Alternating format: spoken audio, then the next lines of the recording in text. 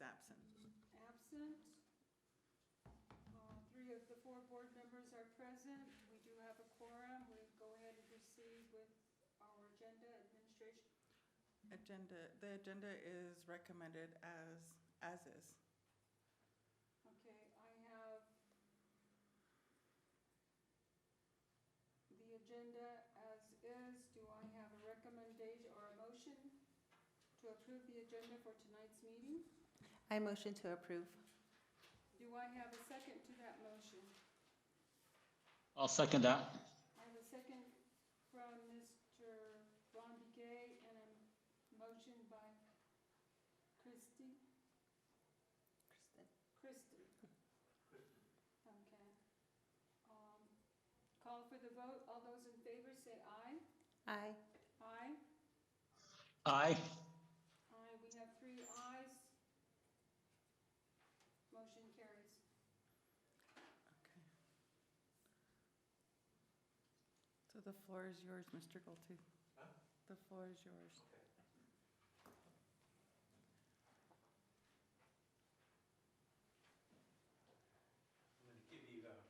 I'm going to share 2 documents, Mr. Begay. One is the document where we discussed back in August policy GCVA-E, where we talked about changing the policy, and the words that are in red text were to be taken out, and the words in blue text were to be added. And also I'm going to share a second document, which is the policy that's currently posted, reflecting the changes that were made and approved back in August. Then more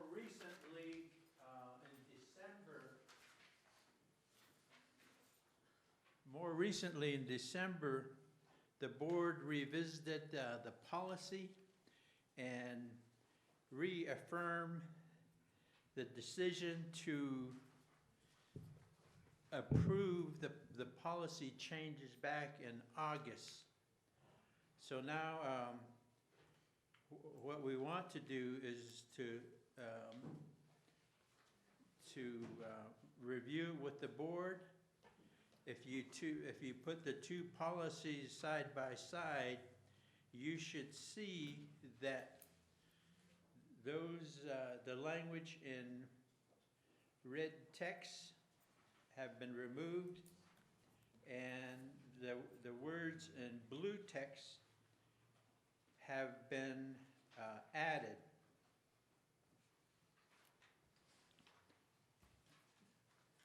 Just for review, under the first sentence in the policy, it says certificate administrators include school principals, assistant principals, and district office administrators.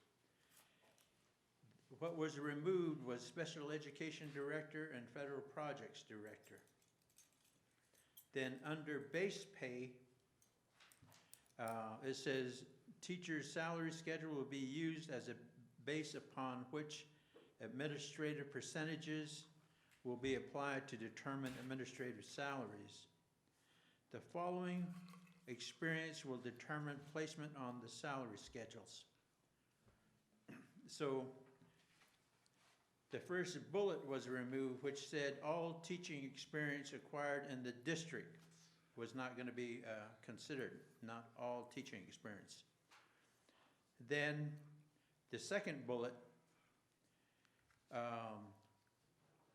it was changed, the word all was removed, and what was added was up to 5 years of administrative experience acquired in or outside the district. So instead of all administrative experience in or outside the district, only up to 5 years would be considered. Then the third bullet,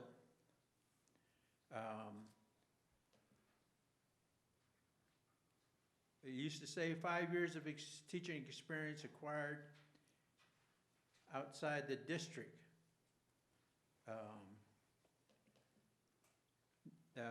Then it was added, the words added to that was up to. So now it says up to 5 years of teaching experience acquired in or outside the district.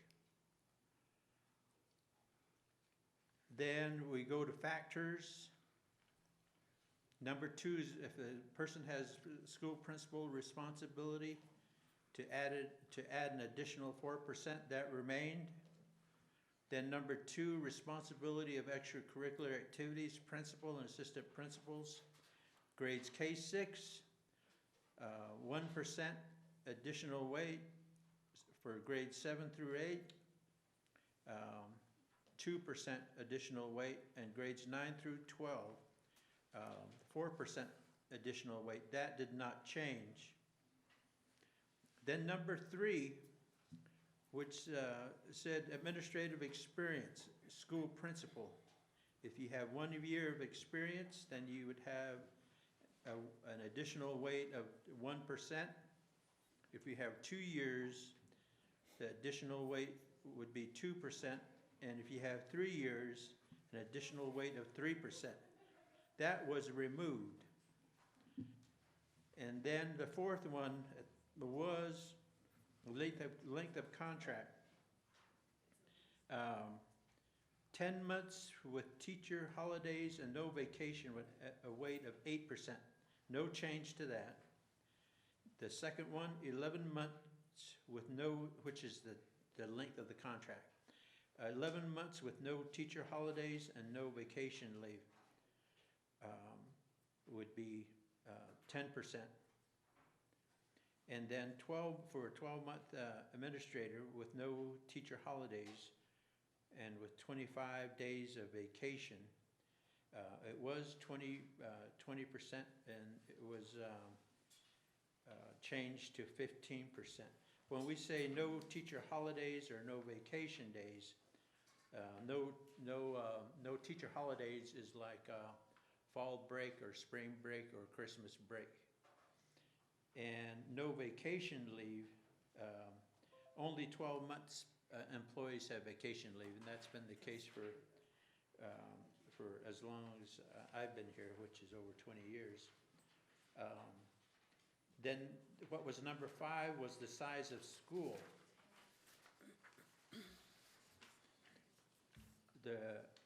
What was added was 0 to 99 students with 3%. The feeling was that since our smaller schools had less than 100, 3 of our schools had less than 100, that there no consideration was made for less than 100. So that's why that was added. Then the size of school through 100 to 300, it was 6%. That was reduced to 4%. And then size of school 301 to 500, it was 7%, and it was changed to 5%. Then 501 to 700, it was 8%, it was reduced to 6%. Then 701 to 900 was 9%, that was reduced to 7%. Then over 900 and higher, it was 10%, it was reduced to 8%. Then for an administrator that's assigned to district level, the district office administrator would get 15%. They wouldn't get the other percentages for size of school.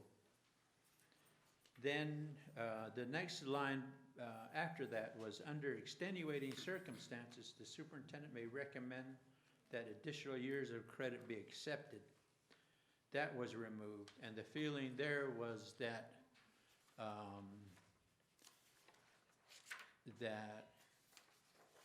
that was used without criteria, and there was preferential treatment by some previous superintendents, and the board was concerned about that and wanted to remove that. So that's been taken out. Then the next line was, after initial determination of administrative salary based on foregoing criteria, additional salary increments will be the same as those granted to teachers each year. So the words "the same as those granted to teachers each year" was removed, and what was inserted was "granted upon meeting the goals and objectives of performance evaluation." Then the next line,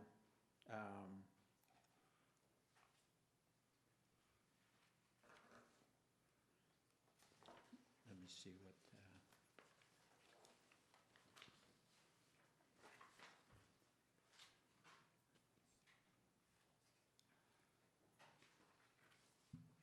the words "approved by the superintendent" was from the previous lines. So what was added to that was, administrators may move horizontally on the salary schedule as they acquire courses approved by the superintendent. So now they can advance to the right if they have additional degrees or additional coursework. But to get any other kind of increase, they would need to do well on their performance evaluation. Then the last line didn't change. The salary range for administrators may be adjusted annually to accommodate salary increases. May is the key word there. Again, it's contingent upon the salary schedule.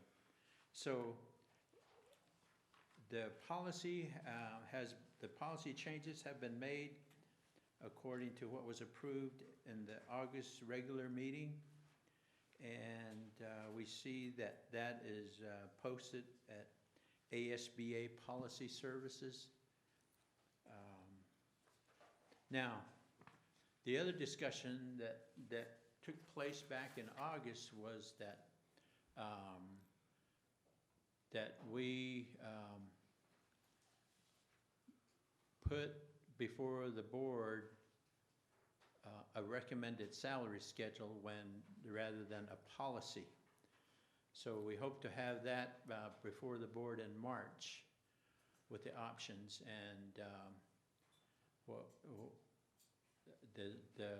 we present a draft back then, and it was similar to what another school district had.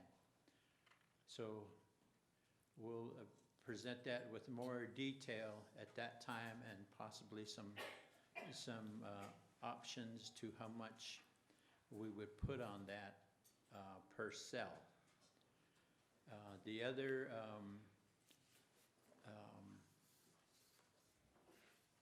updates or salary schedules that we need to present is also for our supervisors, the rest of the supervisors, and make sure theirs is updated as well. And we want to make it comparable to what is being offered to our neighboring Northern Arizona school district. So we'll present that in March. But again, this policy was presented and the board discussed it back in August, and it was confirmed again. I think it was 4 to 5. I can't remember the vote. What was the vote on that? In December, when the policy was presented and reaffirmed. So, but we still want to go down and offer some salary schedule options to the policy. I have a question. Yeah. What was the reason for the special education director and federal projects director being taken out of this?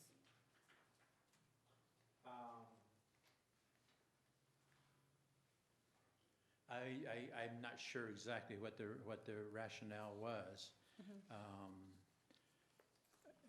I think part of the issue was discussion between whether they should be certified or classified. Okay. So some board members thought that they should be in the classified salary schedules with the supervisors. Okay. And here, they've been included in the certified salary schedule and then certified formula because they supervise, for the most part, certified staff. Okay. And especially for the ESS director, there's a certification required for them. So, but at the time, that was Okay. part of the discussion. That's a good question. I think that additional to that, what I recall too was looking at, I guess what were some of the requirements of the individual in terms of maybe educational background, as well as what he just mentioned about the responsibilities that they had in terms of supervising. Okay. But I think there's a lot of maybe too much discussion when it came to talking about, because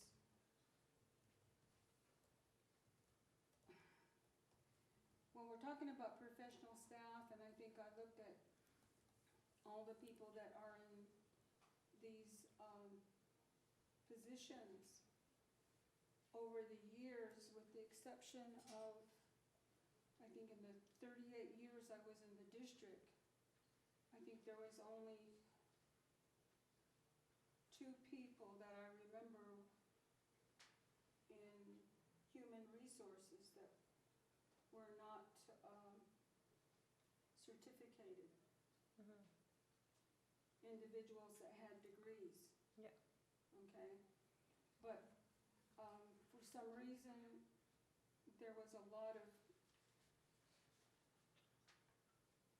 feeling about changing the titles on these positions. And because of, I guess specifically that.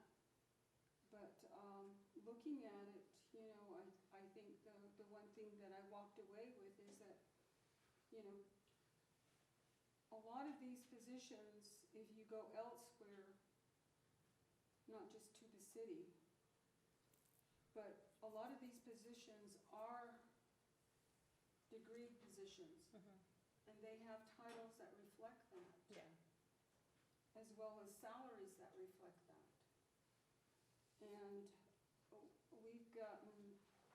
become really nitpicky in all of this over the last, I'm going to say this is my 4th year, the last of my 4th year as a board member, and that's what, I've seen on the salary schedule for administrators. Yeah. So, I guess the only other point I want to bring up is that, under number 2, responsibility of extracurricular activities, you have grades K-6. We don't have a school with K-6. So I would see that we need to maybe reflect that in here, or add it to the calculations. And the other comment that I want to make in regard think the longer we spend time on this, because as individuals on this board, we all have different opinions of it. And I think we need to leave this up to the responsibility of the people that work in these positions to determine that. Because what has to be reflected in, I've heard in the time I've spent here, when we came to hiring administrators or even teachers, we wanted to see a lot of our own people that went to school here, people that live in this community, to be staff members. And yet, when it comes to that, we seem to be looking at, rather than looking at the individual and all the coursework that they've achieved, we're busy looking at how much money they're going to make. And what we have to see here is, number one,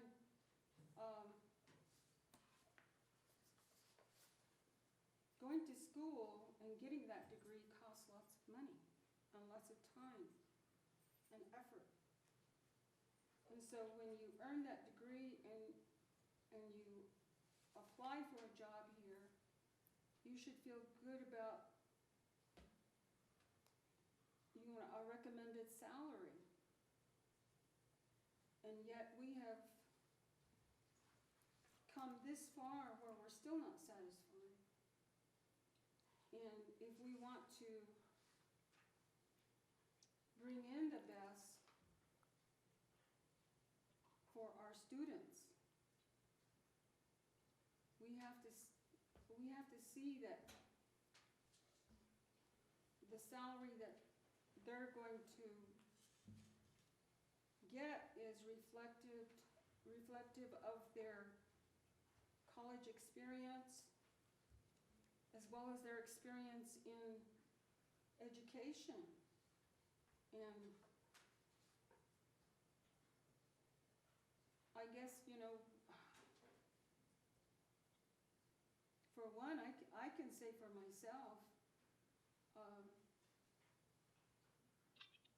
there was a point at one time when I looked at a recommended salary for an incoming assistant principal that I said, wow, look at that salary. And the only reason I said that was because, I was a principal here for a long time. I never came close to 70,000. And now you got across the board, that's where you start. And then it goes upward. So, I think that we need to maybe not get so caught up in what we want as individuals, but to put something together that's going to meet the needs for us to get the people that we need to have working here, that want to work here, and have earned that right to be here. And rather than trying to cut back on them, and I'm a little biased here too, because, the first time the issue came up, it was about a gentleman. And as of late, it's become an issue about a woman administrator. And to me, that's going a little too far.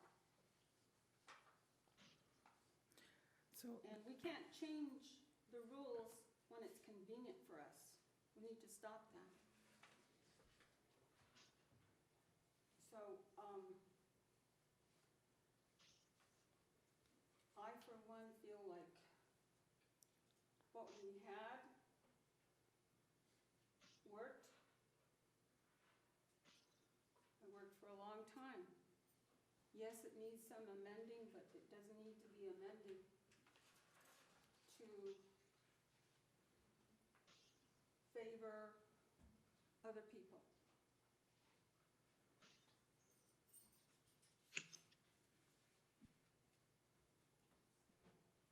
Mr. Begay?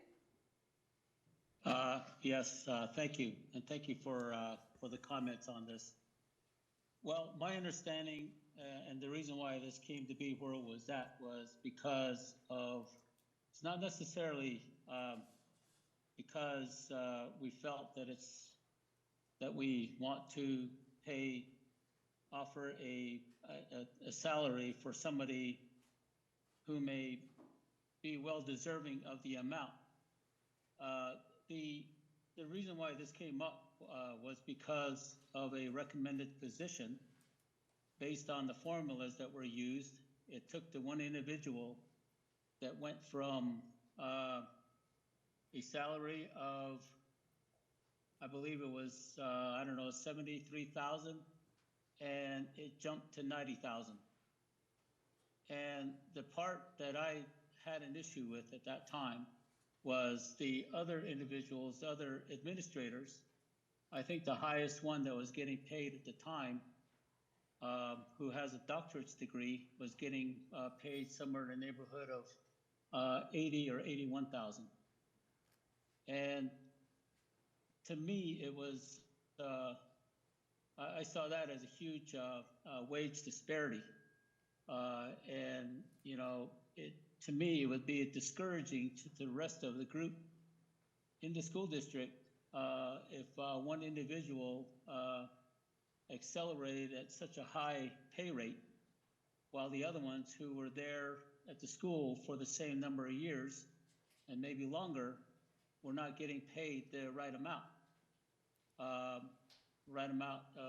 of money. That's how this salary change came about, to make it fair and commensurable to anybody who has sought interest in applying for a certain position within the school district. And being that we don't have a salary schedule per se for certified administrators, it's like a moving target. And so that was the reason why. It had nothing to do with the person's qualifications or their experience. I know the individual or individuals that were part of this, they have experience and they have the education to back it up. But it left the other administrators, you know, at a disadvantage, because when would they get that fair opportunity to be able to take their salary from a $75,000 a year salary all the way to an 85? You know, when would that happen? And I don't know if that would ever happen if they stayed in their position for the next 10 years, 13 years, 20 years. They probably won't even reach the $85,000 salary schedule unless we as a board offered to raise accordingly. That was the reason why this came about. And so it's more to bring some sense of control, as to me as a board, to offer a person who's applied for the position a fair salary for the position that they've applied for, but yet be fair to the rest of our employees that are also in the same position and performing the same job, being administrators for their school sites. We have the same issue with all the other departments. Maintenance always comes up. We even have that for our teachers. I know we gave raises to our teachers the last couple of years. But it's not to say that, you know, me, myself, I'm not saying that that our administrators, what they're getting paid is what I think they should be getting paid. It's more or less what is fair for everybody across the board. And so that was the position that I had at the time. And this salary schedule formula that was presented at the time did not was not, it was way off base, and it, it went off in a totally different direction.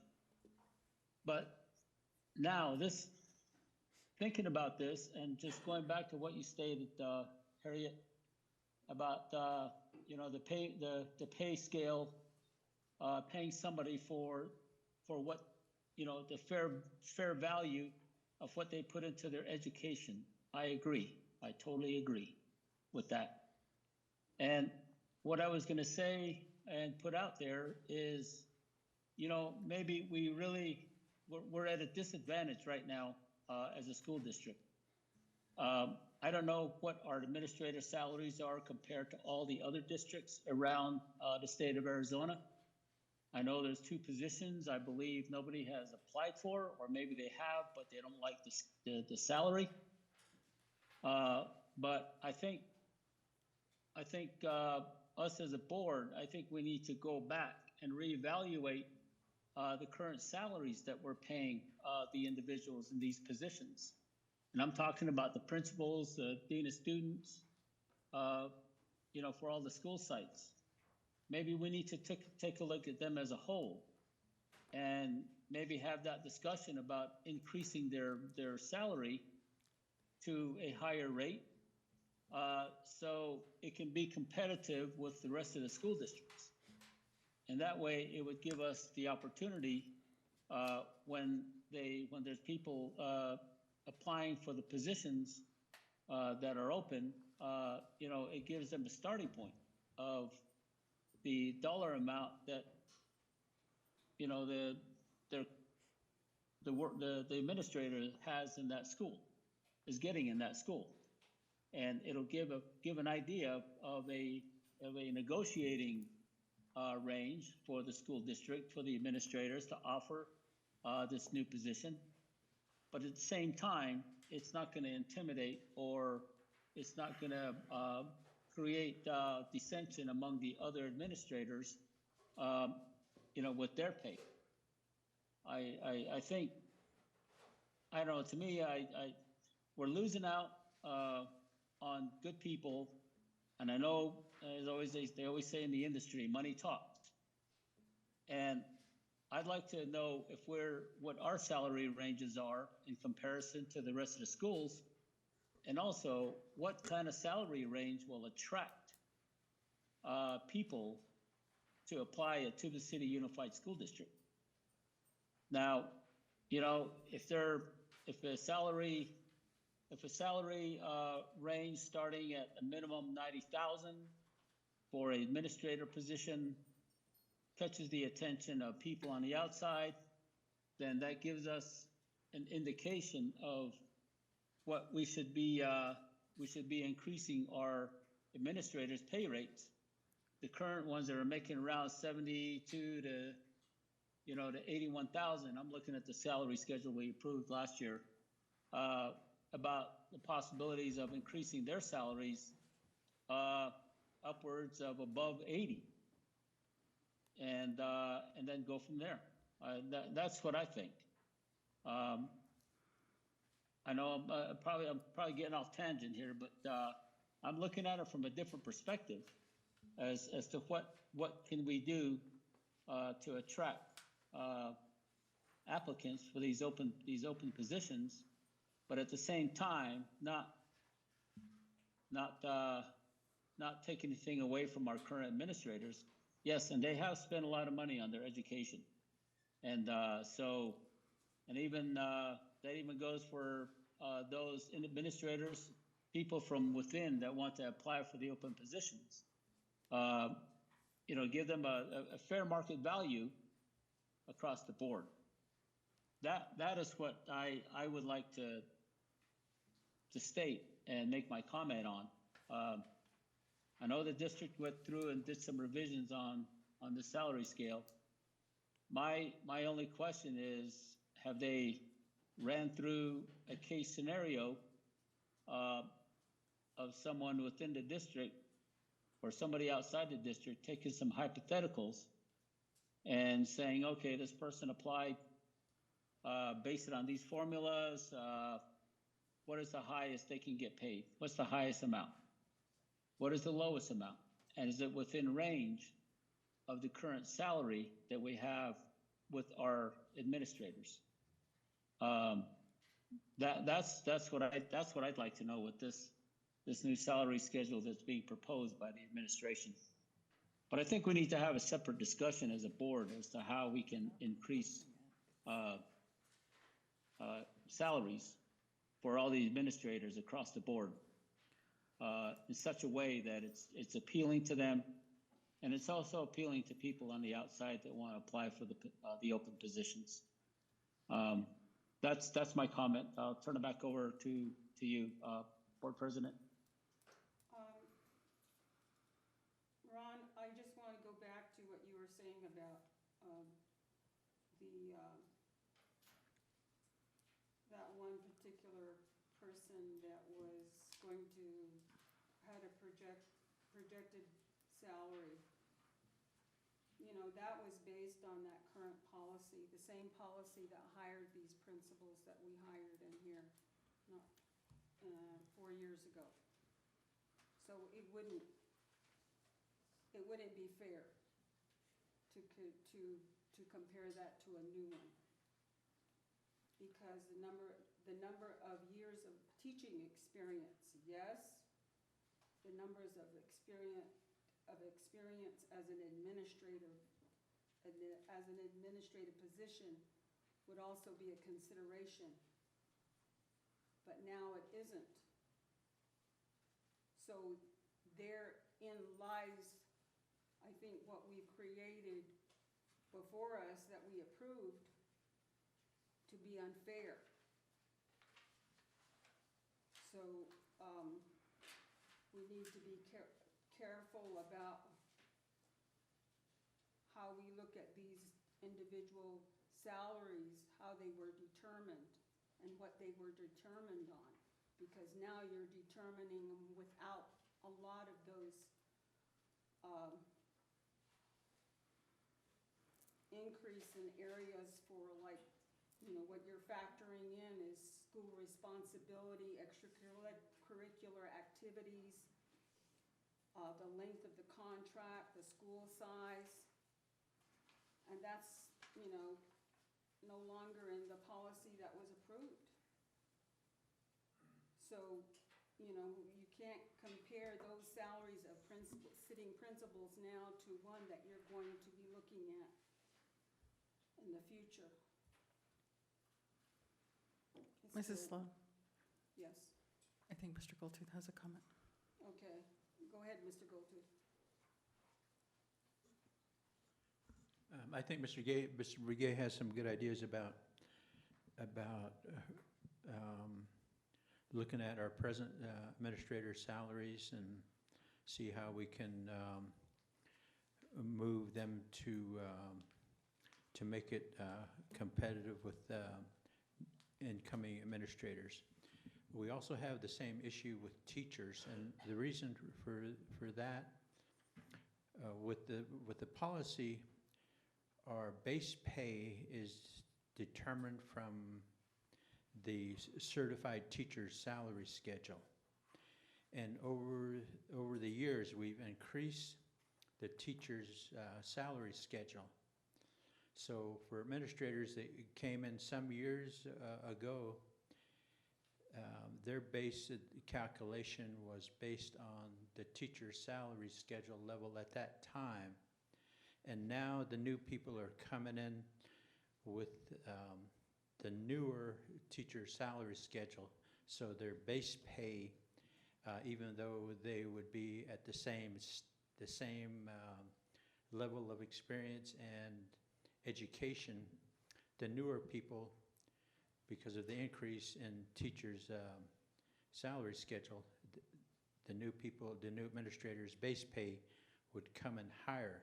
So I think it's appropriate, what Mr. Begay is saying, is to look at our present administrators and see how we can move them up to where their salary is more competitive with the new people coming in. So for years, We've also not allowed a step increase. We just increased the salary, the pay amount in each cell, and then hold people there. This is the teachers, even though they're not on the agenda for this. The teachers, we increase their cell. If they're staying at the same cell, they do get an increase. But only a few times have we allowed them to take a step increase. Like last year, we allowed them to take a step increase. So those are some of the considerations, I think, when we look at a salary schedule. We'll consider the comments that are being made here. Thank you. Thank you, Mr. Galtu. Thank you, Mr. Begay. Did you have a comment? Yes, Mrs. Sloan, we do have a staff where they are dedicated to the district. We don't have a high turnover rate in teachers, and we don't have a higher turnover rate with administrators. So we do have staff that when they apply, they come on, they're here, they stay here. So, you know, exactly what Mr. Begay is saying, you know, we do need to look at our staff that have been here and make those adjustments in their salary. And our teacher salary, you know, this increase that's on the agenda for this evening, to put us at a base of 50,000 for our teachers, that's small compared to the amount that, you know, even our neighboring school district to the east, our east, is sitting at 56,000 as their base. So our teachers that are here are dedicated to our students, and we do need to increase our base so it is competitive. We did have 2 recommendations for 2 administrators, and the 2 applicants respectfully declined, and it was because of the salary. So we do need to figure out a salary schedule that is competitive, it's attractive to applicants. And I think the other thing is, you know, the fairness that, you know, one has put into reaching a goal in their life. You know, my hat goes off to people that decide to go beyond a master's degree. That's a lot of work. It's a lot of time. And when you choose to go into a position that will allow you to get paid for, hopefully for what you're worth. I have a comment. When it comes to the base pay, like, I understand we need that increase, but every year, are they getting evaluations to see if the teachers that are here could get bumped up? Because it sounds like we have a high retention, but I don't think it's fair if one teacher's doing the bare minimum and then you have a teacher going above and beyond. So I think that somehow we need to implement the parents' feedback, the peers' feedback, and the kids' feedback to the increase. Because I don't think everybody should get a raise. You know, like I said, there's people who come to work, they do the bare minimum. And this is everywhere. It's not just at the school level. It's everywhere. So I think each individual, it might be more work for the administration, but that's also you doing your job to get that increase too when you're evaluating these teachers. So I think that's something that we need to look at. I don't think it would be fair for one person who's doing more, going above and beyond for their students, and somebody who's not to get an increase with the other teachers. So I think it should personally be the individual themselves, but it goes back to the evaluations. Are they quality evaluations? You know, are the evaluations getting done on time? That goes back to getting more people in here too. So I think that the base rate should be higher for everybody across the board, but we should look at their certificates, their degrees, how much time they've been in their position, and getting those recommendations, you know, getting that feedback to see who qualifies for what and if they should get that pay raise. So for me, you bring up an issue that it's a sore issue with me because that goes back to performance pay. And we do have administrators that hold the line, but those teachers that don't qualify, they go to board members. And then board members, they want them all to get the performance money. So to me, the end run needs to stop. Yeah, it needs to be fair across the board. We shouldn't be giving incentives to people who aren't doing what the expectation is. And there's a lot of things that come back into that too. You know, it is that hearsay, but it's not fair for one person to be unhappy in a position and, you know, leave because they get a better pay somewhere when they are putting in the effectiveness here. And like I said, that goes back to reaching out to students, peers, and also the parents. I think the parents' input of it is a big thing. If their kid doesn't like coming to school, then what is that teacher not doing? If the kid loves coming to school, why does that kid love to come to school? Those things need to be individual. I don't think it's fair that everybody gets that same thing. That's just me personally. If I'm not doing my job, I'm not gonna ask for a raise. I manage a whole bank. If my team's performing, that's a reflection on me, and I don't get what I think I should deserve because I don't have everybody where they need to be. So I think it goes back to that too, is, you know, we can't accommodate everybody, especially if they're wanting something that they don't deserve. We're too giving to give in to people because we don't like controversy. We don't like the tension that it causes, but it's not fair. It's not fair to give one person what they want just because we don't want any type of retaliation or any type of tension with somebody. We're here to do a job. You're gonna get paid to do your job. If you can't do it quality, then we shouldn't pay you what you think you deserve. Thinking what you deserve and knowing what you deserve are two different things. I agree. Very good, Kristen. Any more comments? Well, what I'd like to say is, you know, I'm for actually reevaluating our current administrator salaries. And I think as a board, I think we need to collectively look at the positions, each of the positions, and come up with what we think might be a fair market value for the salary that our current administrators are being paid, and then compare it to this new salary schedule that is being presented by the administration.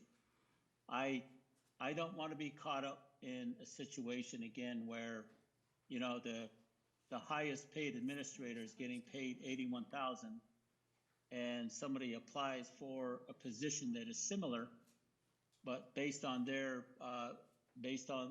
you know, and when they go through the calculations, that individual's pay is, you know, way higher than the current administrator who's getting paid at current $81,000 salary. And I know that, you know, we have a doctor in our school district who's getting paid, you know, a high salary. And if somebody comes along, even an outsider who applies for the job, comes along and you know, is offered a salary way higher than the current, you know, the current administrator who's at $81,000 salary, I think it would be a huge disappointment, not only on that individual, but all the other individuals that work in the same group. That's what I don't want to get caught up in I know we let the administration make those determinations on salary schedule, make the recommendations to the board. But we as a board too, we have to also look at what is fiscally responsible for the district, and at the same time, what's fiscally responsible in the way of getting our children with the proper education. So I think we're to a point where we need to really start having a serious discussion about salary across the board for our administrators.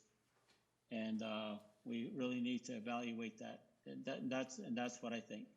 I think we need to look at what is the fair market value for administrators at this time. That's how I feel. Thank you, Mr. Begay, for your comments. So, Mrs. Sloan, just to clarify, the GCBA-E, that was already approved by the board, August, and then reaffirmed in December. So I just want to make sure that that's clear, that this is not anything new that we're recommending. This is just to go over the current salary schedule that's in place for administrators. Yeah. I think, the last board meeting, there was a request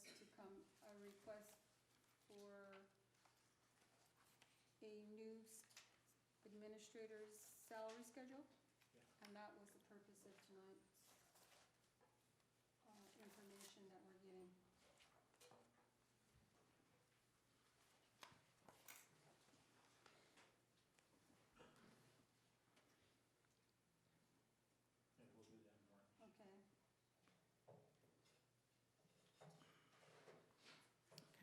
Okay.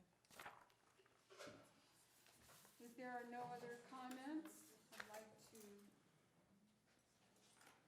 close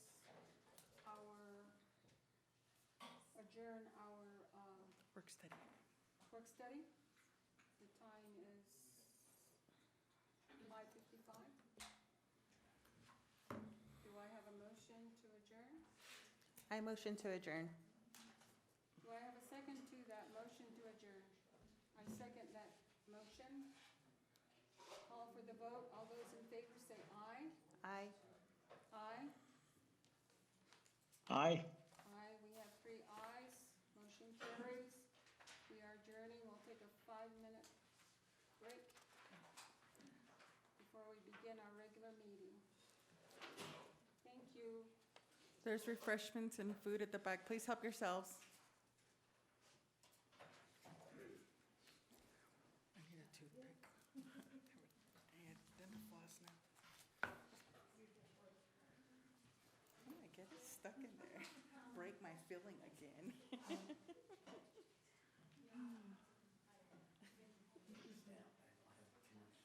Oh.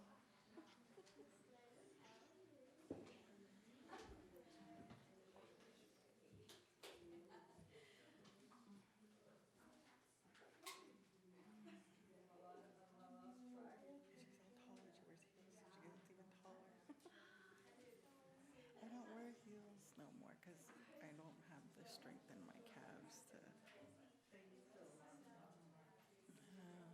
don't wear it no more. Can't wear it no more.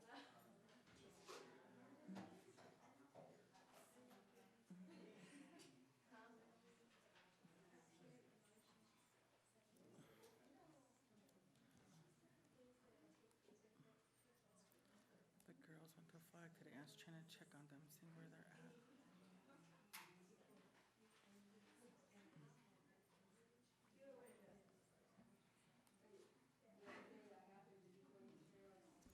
We have 2 wrestlers that qualified for state.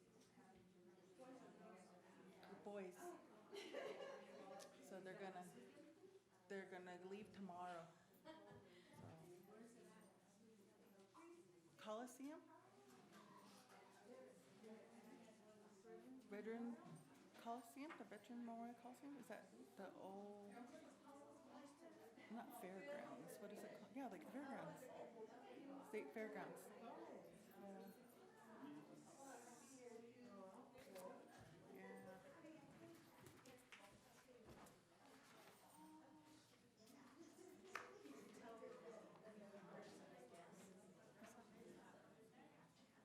The second one is.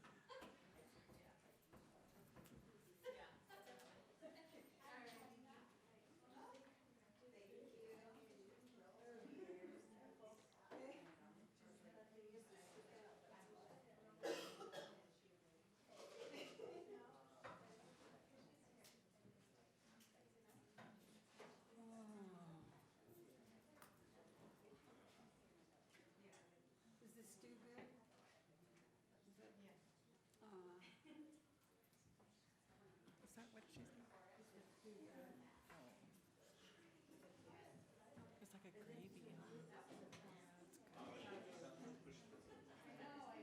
For me, it's just stuck between my teeth.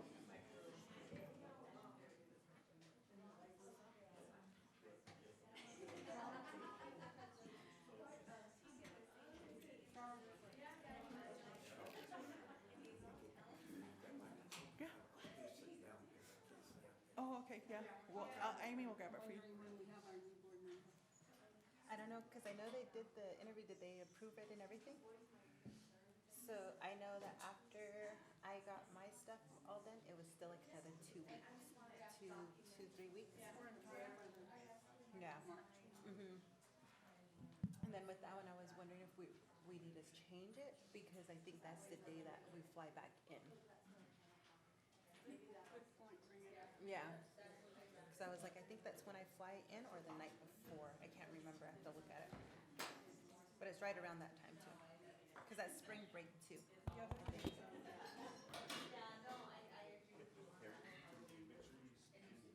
Oh. Cheryl might come for a meeting. Oh, okay. I've only met her once because I took my papers over there. I took my papers in, so I got to meet her that time that I went there.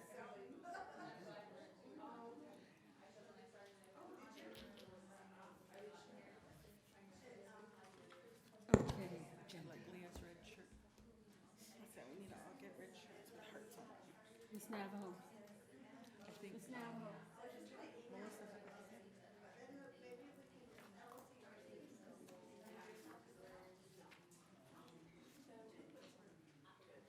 Are we gonna have any changes to our agenda?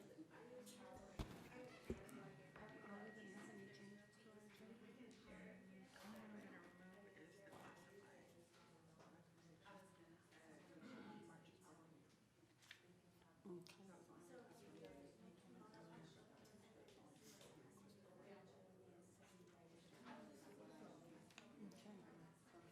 We're gonna go for a short meeting, Let's. okay? So help me out. Okay. We'll put you on a timer. Okay.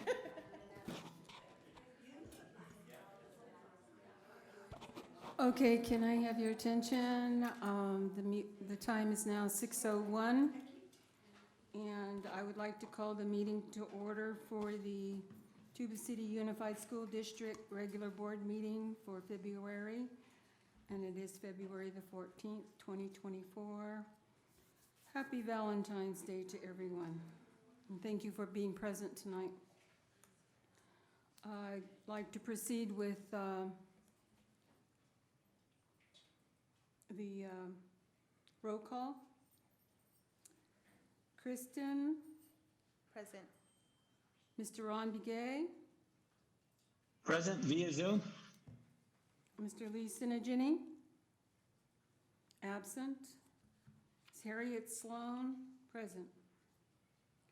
We have a quorum of 3 board members at this time. So we'd like to proceed with a moment of silence.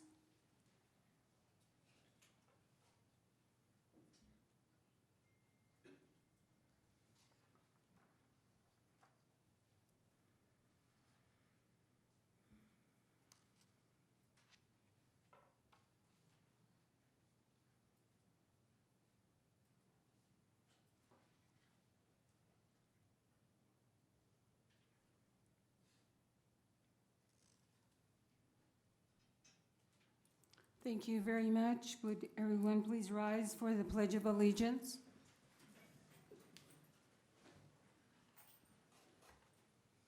I pledge allegiance to the flag of the United States of The United America States of America and to the republic and to the republic for for which it stands, under God, indivisible, with liberty and justice. with liberty and justice for all.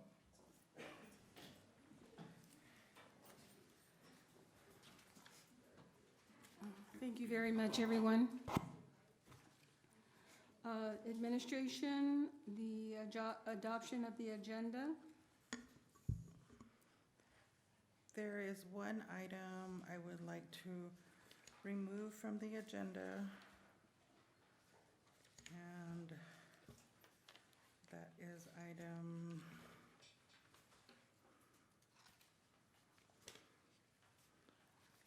C15, discussion and possible action to accept and approve. No, that's not the right one. Sorry about that. It is C13, discussion and possible action to accept and approve a classified salary schedule for FY 2025. So remove this item, That's C13. C13.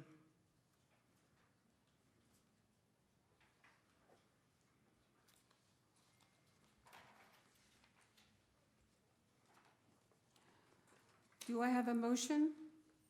I motion to approve moving C13 from the agenda. Do I have a second to that motion?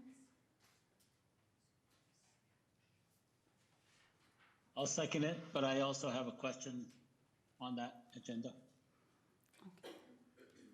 All those in favor say aye. Aye. Aye. Point of order. I asked that I had a question before the vote. Okay, go ahead. Why are we, what's the reason for tabling it? I didn't table it. I asked for it to be removed. It'll be represented in March. The board Okay. president did ask for different amounts on the increased sell amounts, so I let him know that we would remove it and represent it in March. Okay. All right. I will go ahead and vote in favor. Okay, we have 3 ayes, no nays, no abstentions. Motion carries. Call to the public.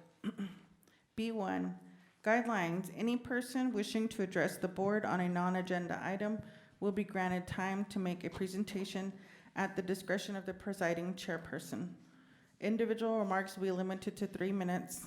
Members of the board may not discuss items that are not specifically identified on the agenda.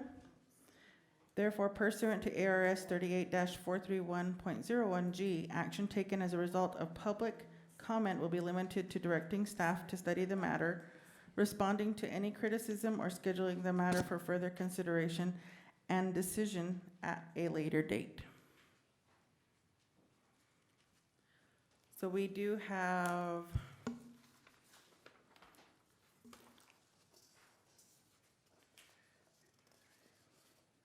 We do have 6 called to the public this evening.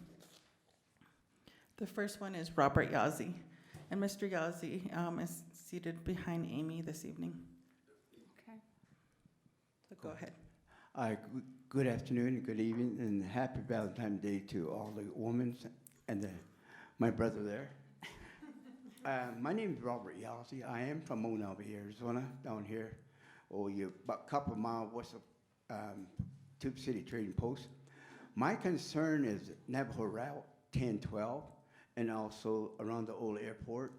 And not only that, Navajo Route 23, which is from the dinosaur track that leads all the way out to 89 Junction. It's the Tuba City Unified District 15 bus route.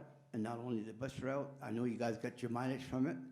And also, I'm going to probably go to Public Law 95561, which is a boarding school. I'm going to address their board also, and also the Public Law 10297, which is a grant school, and also the Moncopi Day School. I'm going to prove it. They pick up kids down there. My concern is the road. It's really rough, and I didn't know that the BIA and the NDOT, Navajo Department of Transportation, made an agreement. The BIA don't take care of it no more because a lot of the Navajo side is going 638 self-determination. So what happened, they don't grade the road. It has been graded for a long time. If you want to hear about it later on, my comment, I would like to keep it on this thing here. I want your help, board, and also the administrator here. I talked to the superintendent. What I'd like to do is have a direct resolution from you, board member, directing it has to be fixed. Let me take it back about 1996 when I was on a chapter president, and also not only that, I was a chapter vice president for about 12 years, and also on the agency road committee. The money was approved, but it was never put back to work there. There was supposed to be a highway all the way to 89 and also the dinosaur track. But that money, they stopped it. They put it in N20. You know where N20 is at? It's from Gap, that new road that goes to Page. But because I remember that 89 is slided down, and they had it closed for a long time. So that's my concern. The reason why I'm saying that is I'm really there for safety of the kids. And that road that goes down to Van Z, I mean, it gets muddy, bus gets stuck. And on a winter time, if the bus breaks down, you know, we're looking at the student first, which we're here for the student. It's if the bus stop, the radio don't work that good down there also. Mm-hmm. What about if it's a bad weather like below zero? The kids might freeze, you know. That's what I'm afraid of, though. Not only that, I'm working on a petition from Hidden Spring all the way up that people that live up in that area. I'm not going to stop here. I'm going to go through all the three schools here. And what I wanted to do is take it to Resource Committee at the Navajo Nation.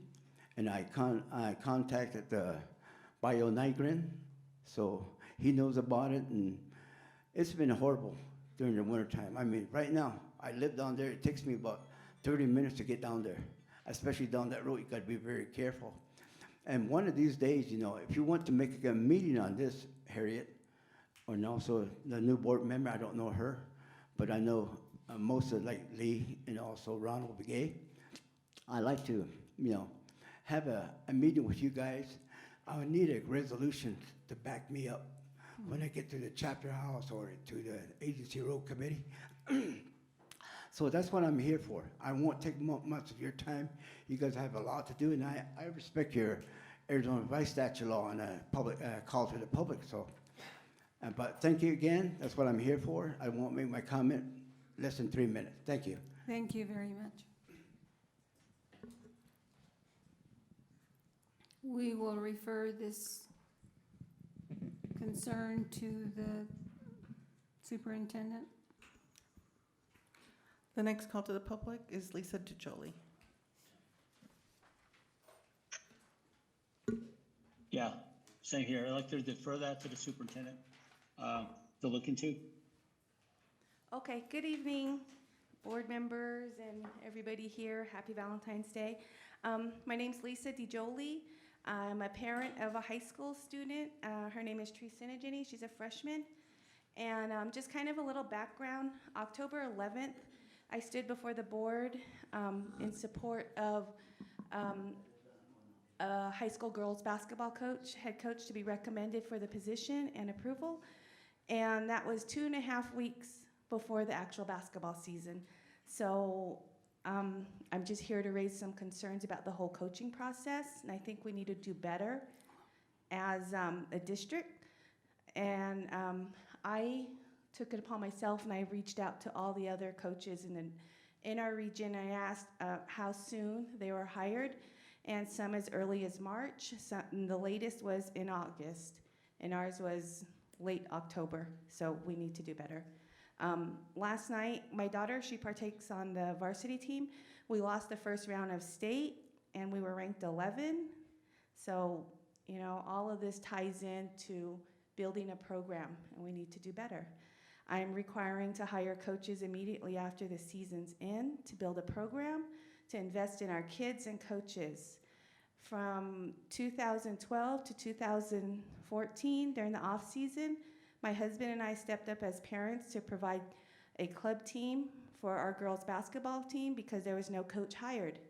That was 12 years ago. Things have not changed. We need to do better. I'm really passionate about this just because we have a lot of girls in our district that are very talented, and they have the skills and the talent to go on to the college level. And we even have some down at the junior high that are coming up. So they can use basketball as a platform to go to college, and it is possible. Our daughter is proof of that. But during that time, it was just my husband and I that were taking the girls around. So the school needs to do better in hiring coaches so they can start planning through the off-season. So that's just my concern. And I'm gonna be reaching out to April later on, and also the principal, to see if we can get something going. Even if we don't hire coaches within that time frame, just to build a program, like maybe a morning program, after-school program, or something, so the kids can get in there. So, okay, that's it. Good evening. Thank you, Lisa. Ms. Navajo, can you Thank you. take Yes. care of that matter? Yes, Corleen Phillips.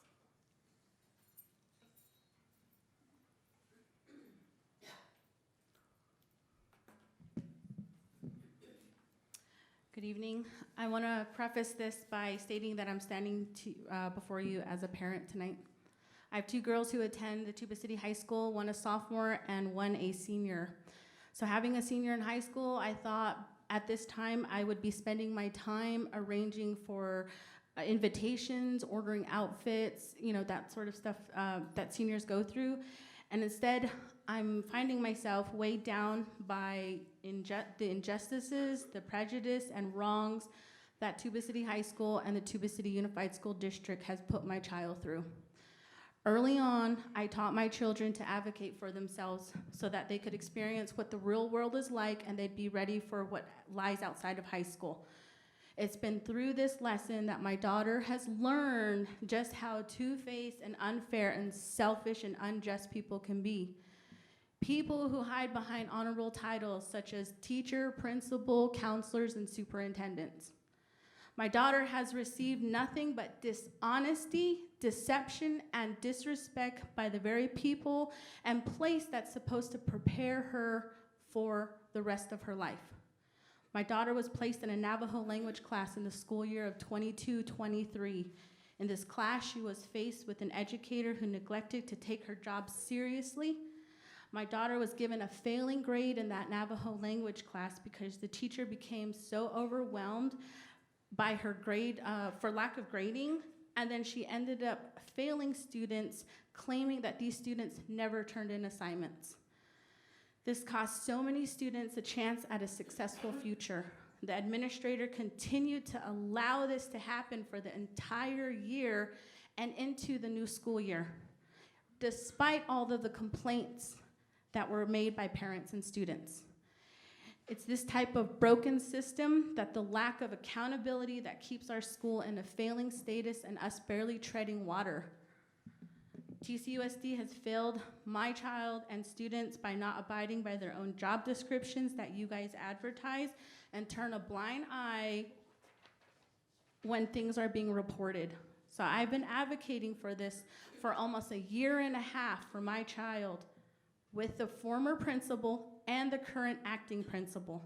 On January 12th, my daughter, after being determined by the current high school principal that she was graded unfairly and should have received a 96% instead of a failing grade. There is documentation on that as well.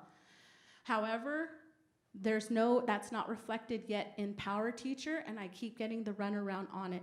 I started this journey back in August, and I've been neglected of getting a courtesy phone call back for almost 6 months from the principal. So again, there's documentation proving that there was a grade change, but it has yet to be reflected, and we're in February going into March.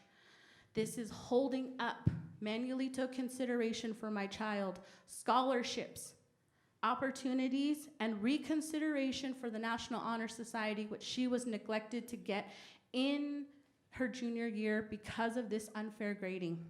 It's through this experience I discovered how frustrating it is and how fraudulent Tuba City Unified School District vision and statement is. It's through this experience I understand just how unfair students are treated, and it's through this experience I uncovered how being a relative to an administrator or superintendent can make the impossible possible. And what I mean by that is, according to a counselor at the high school, there were only 3 recipients of the Manuelito Scholarship last year. I had many meetings with superintendent, principal, and one of the meetings, superintendent grabbed my daughter and told her that she sympathizes with her, that she understands because she had a relative or a niece that received the same treatment through the same teacher, yet somehow that was fixed. That wronged was fixed. Now, I'm not saying this child is not deserving of that award. I just want to know why that was not extended to the other students who went through that same circumstance. There were only 3 kids who received manualito last year. Like I heard a parent earlier, you need to do better. So I'm here before you asking you to halt and table the resignation of this teacher today. Allow this to be corrected. Allow my daughter over there a future. Because right now, everything is being halted on this grade change. Yes. So it's unfair to my child, and it's definitely fraudulent that you guys continue to stand behind those mission statements up there and that vision statement if you are not going to follow through with it. So again, I stand before you today and I ask that you table this teacher's resignation and allow her to make this right for my child, along with all the other students who were wronged in this situation, and put me on the board agenda for a special meeting if we need to, so I can have this corrected. Like I said, it's holding up my child's future at this point, along with many others. Thank you. Thank you very much. I'd like to refer the matter to the superintendent. I'm sorry, I also have, I don't know if I can give this to you, it's a detailed timeline of my meetings and whatnot with the... Can you hand them to her and she can give them to us? Sure. How many copies? There's only 2 of us here.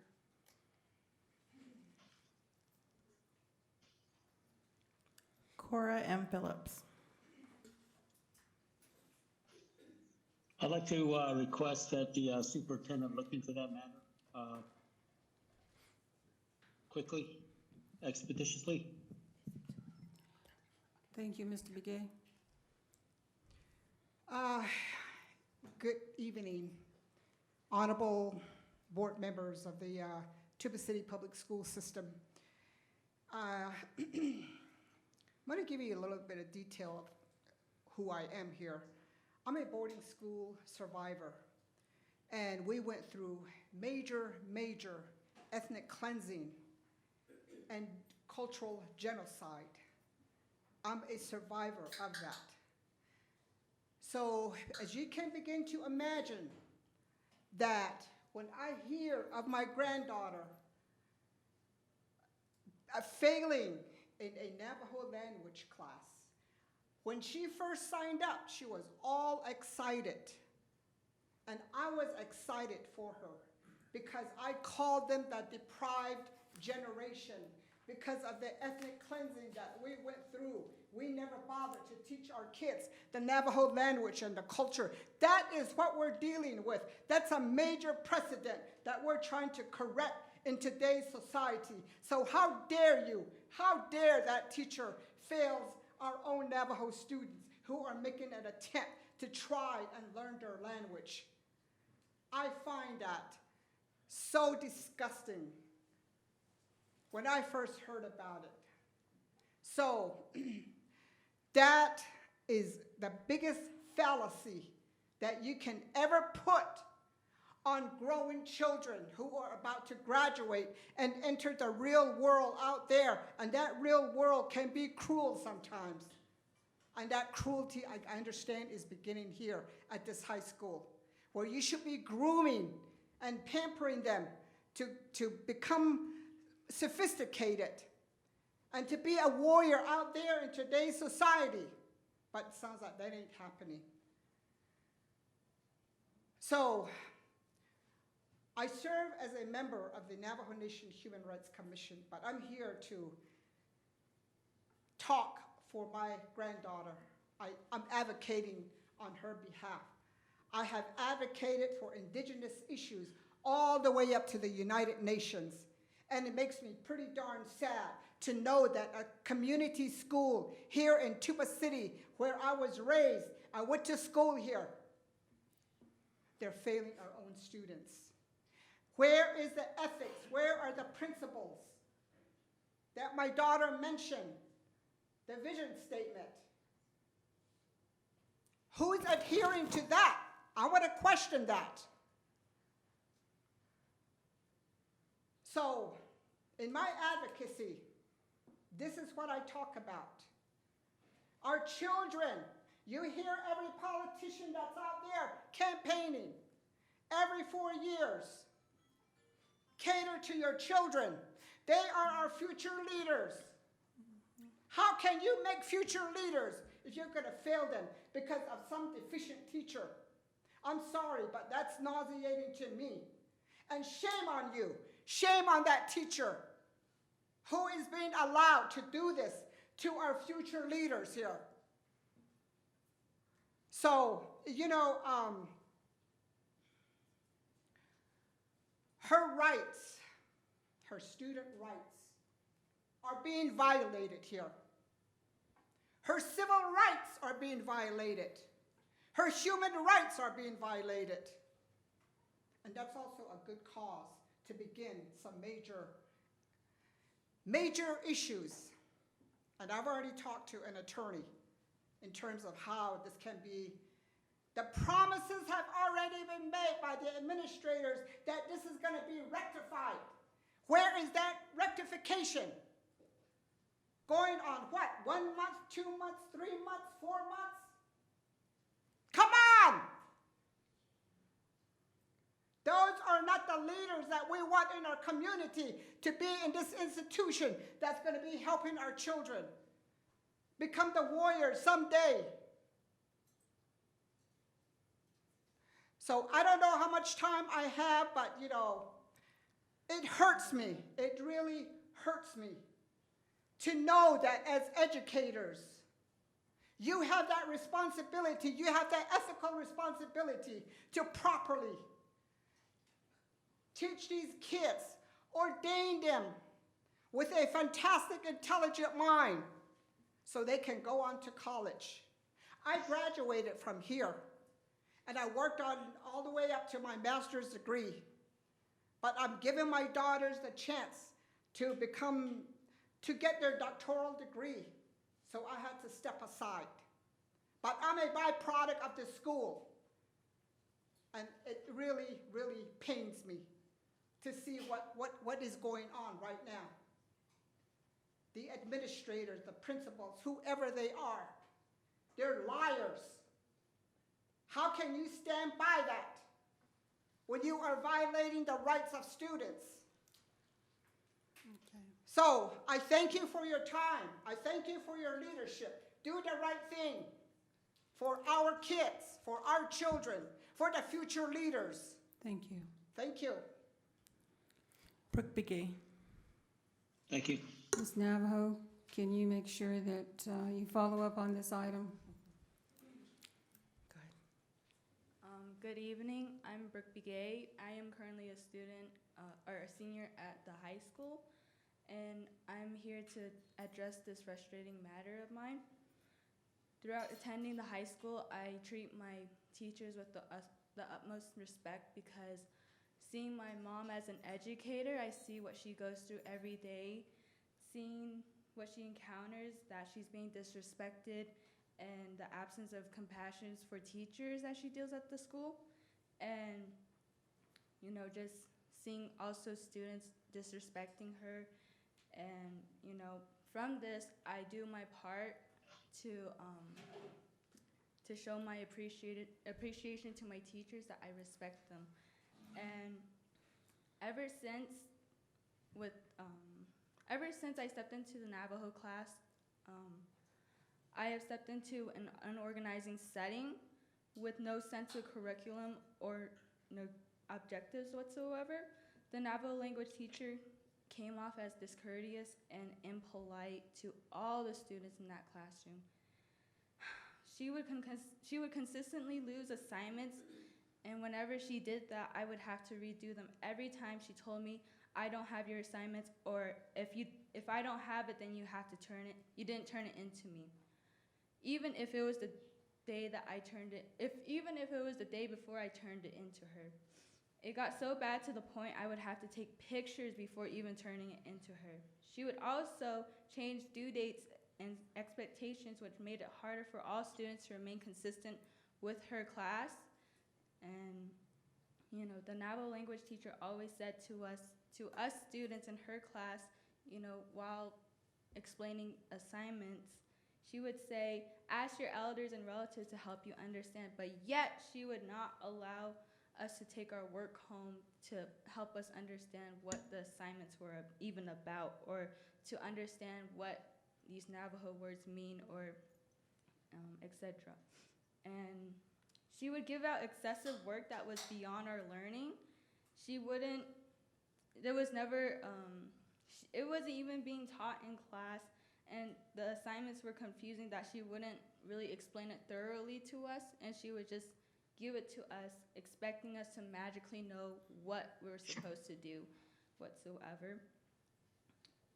And many of the students were too scared. I'm not only speaking for myself, because, you know, I have friends at that school and friends in that class, but they were too scared to even ask her questions about the assignments that were given to us, because there was times where she made us feel dumb, and she would openly shame us in class in front of everyone, saying that you guys don't know your language. You need to learn your language, when we're supposed to feel safe in her classroom, which she failed to do.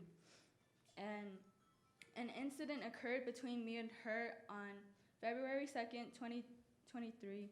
She had assigned in a project that both required our maternal and paternal families due to, or for our clans. We had to get both sides of our clans. And for safety reasons, I could not get my paternal side of the family due to the fact that I don't associate with them for safety reasons. So I explained my reasoning to her about why I couldn't, you know, perform the task that she wanted us to do. She continued to demand that I make contact with my fatherly side to get these factions for this project.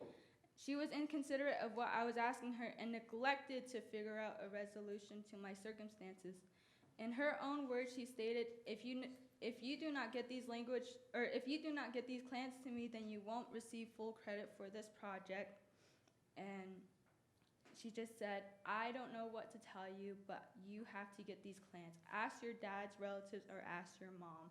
And again, I cannot perform this task that she asked me to do due to family issues. I tried to reason with her, but she seemed to not care about what I said, and I wasn't the only one that experienced this.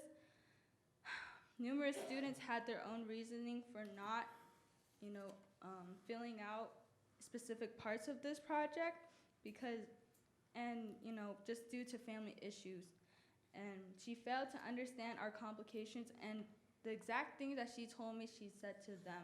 So, and I remember that during that time, mainly all the students failed that project just because she wouldn't understand what we were going through about our issues. And following this issue that day, I met with the former principal to discuss the problem that I had with her that day. And 2 days afterwards, the Navajo language teacher pulled me aside and told me I did not appreciate you going to the principal in the most rudest tone, as if I was the bad guy, as if I was the one making the situation even complicated, more complicated than it already was, because out of pettiness. I told her that she left me no choice, since she didn't help me in any way for this project, because I didn't want to be penalized, but she did not provide a resolution that did not include me, that did not include making me, you know, contact my father's side without being penalized. Then she proceeded to tell me, you made the situation more difficult than it needed to be. I would not have penalized you if you couldn't get your paternal side.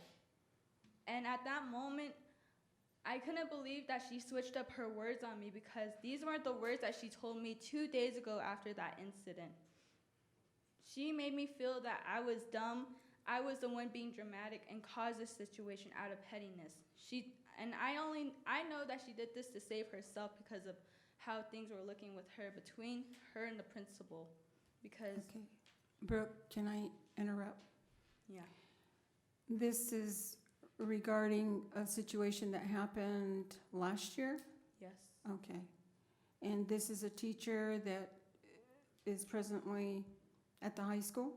No, she just, the Navajo language teacher is the one that got resigned, or she's planning to do her resignation. Oh, so, So okay. for the two previous. Yeah. Oh, So okay. this is the student.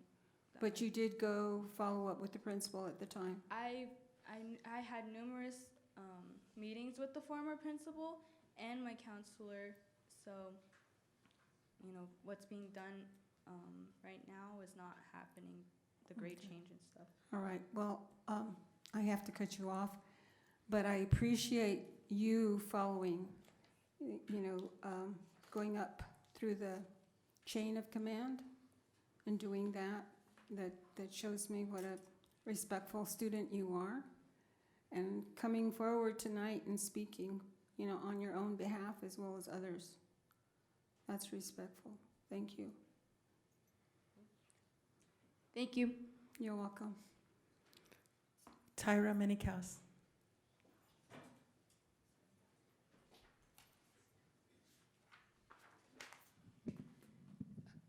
Good evening.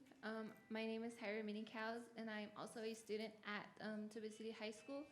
And I have also had an unfortunate experience with one of our teachers. She is also the Navajo teacher who is also planning to resign. She has consistently failed to teach us Navajo properly and has falsely accused me of academic dishonesty. Moreover, she forced me into joining a club against my will. This is not just my personal ordeal. Many other students have also voiced their concerns about this teacher's conduct and teaching methods. Our education is being compromised due to her inefficiency and lack of professionalism. According to the U.S. Department of Education, effective teaching plays a crucial role in improving students' achievements, per U.S. Department of Education. However, this particular teacher's actions are far from promoting such an environment. We believe that every student deserves access to a quality education provided by competent teachers who respect their rights and individuality. We urge the school administration to take our concerns seriously for the sake of our educational growth. With that being said, I did do a petition and I did get 145 signatures regarding this matter. And during my time as her being my teacher, when she created the Native American Club, she didn't even go about this matter as you should. When creating a club, you have students who have the option whether or not they want to join this club. But with her, she didn't give us the option.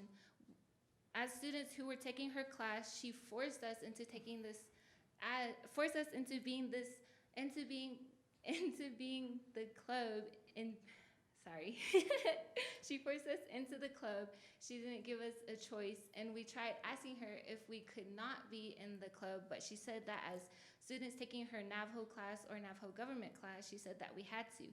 And with her her officers, like her president, vice president, she would have students in her class nominate kids that who they thought best fit that role. And the kids that were nominated did not want to do that. And with that, she gave us, as members, she gave us a community service, and the members were told to do 10 hours a week. And the officers were told to do 15 hours, and the Miss Tuba City High School was told to do 20 hours a week. And me personally, I am a very busy person. I don't have time to be doing 10 hours of community service a week.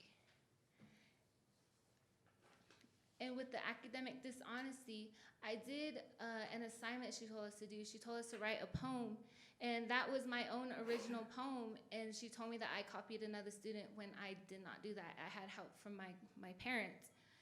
And my mom, she went to a parent-teacher conference, and she talked with her, and she asked her, she said, "Do these kids really want to be in this club? Did you give them an option?" And my teacher straight up told her in her face, yes, this was their idea. But it was not our idea, and we did not want to partake in this club. And an assignment she gave us was a mini research, and I emphasize many because that assignment was not many. We asked her how many pages or how much of the research she wanted us to do, and she told us 10 pages. And we said, this isn't an English class. Why should we have to do 10 pages of a research? And this research was on winter activities such as string game, shoe game, things that happen in the winter that you only do in the winter. And I did my story on the Yaibiche, and I didn't do the full 10 pages, and because I didn't have the time to do that, and it wasn't an English class. That is all I have to say, and I am not the only student who has had issues with her, and I hope you please look into this matter. Thank you. Thank you very much. Superintendent, can we please have you look into this matter right away? Yes. And we do need some responses to parents. Next Thank one you. is Sparrow Kwanviama.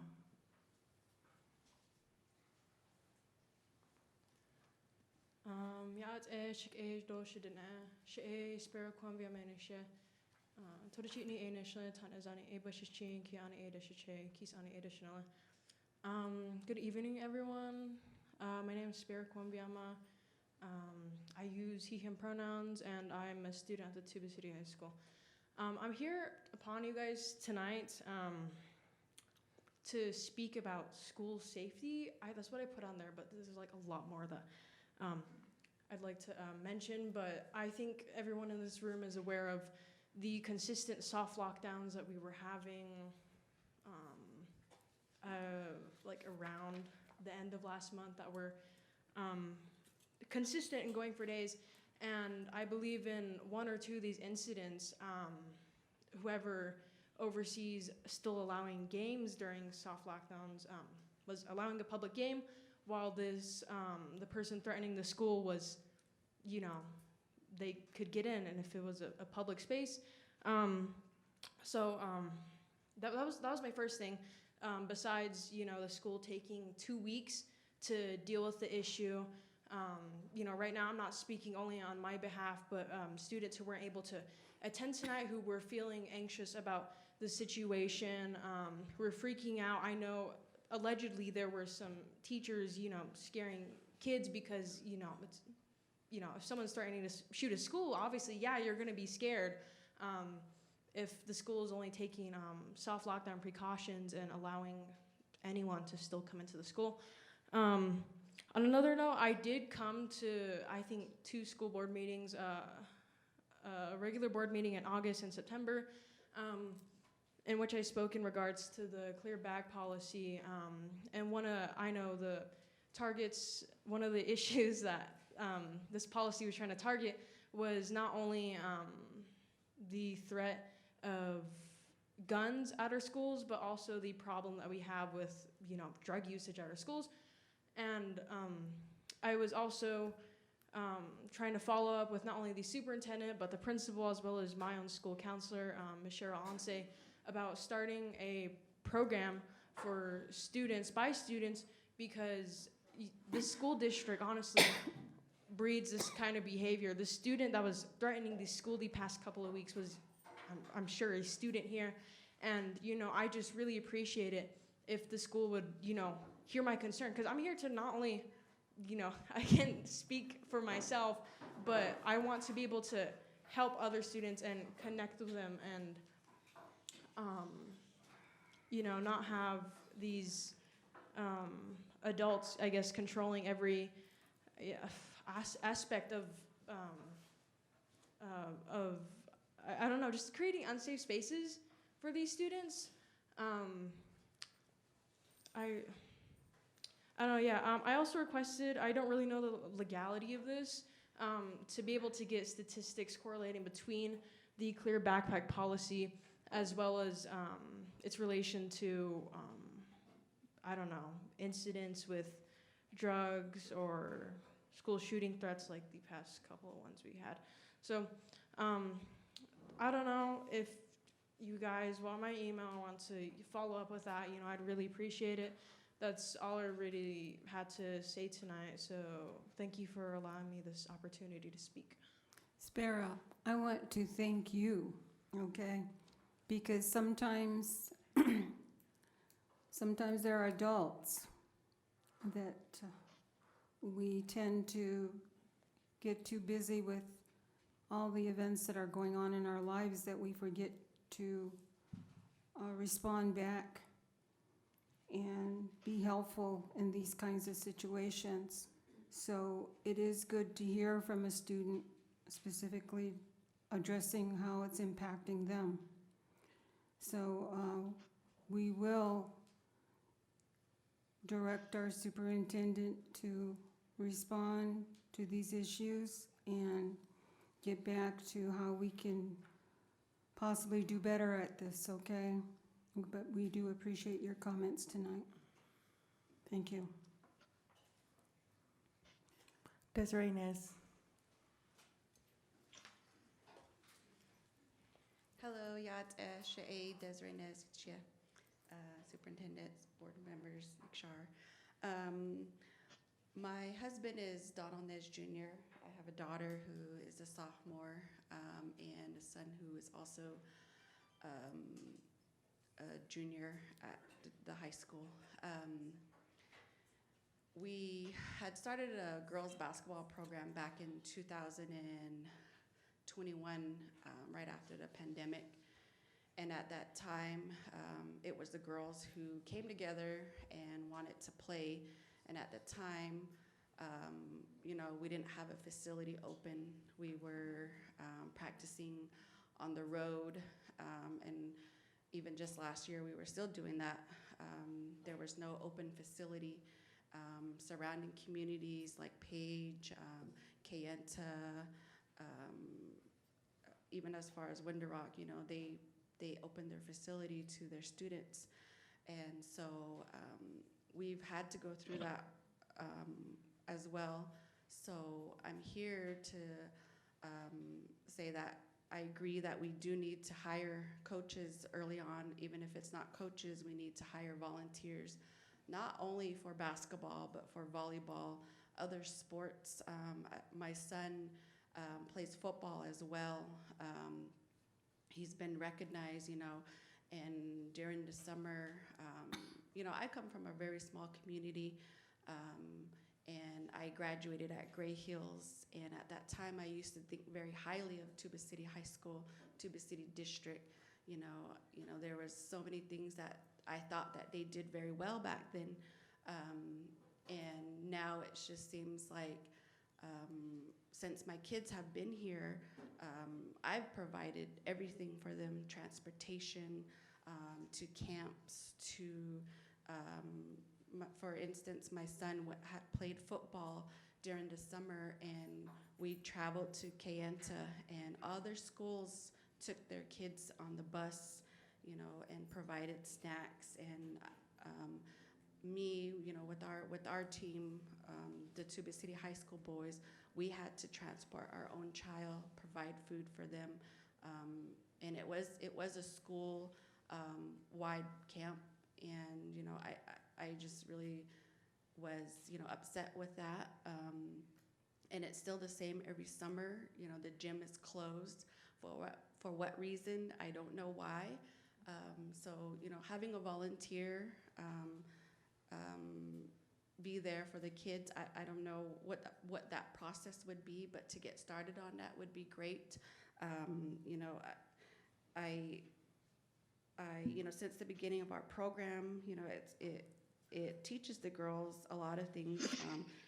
Teachings that will last a lifetime. You know, we verbalize over and over that basketball can teach you about discipline, determination, hard work, failure, self-esteem, patience, setting goals, achieving goals. And, you know, there were a lot of struggles within our team, but even more success. And if we opened a facility to our kids, you know, that they'll have something to do, they'll look forward to seeing their friends. And, you know, a lot of the times they're at home and on phones, and that's where, you know, they get curious into a lot of other things. So I agree, we need to do that for our kids, you know, provide provide the facility, because that is there for them. It's there for them, and we need to open it for them. But thank you for listening, and happy Valentine's Day. Thank you very much. Refer the matter to the superintendent. Thank you. Is that, okay.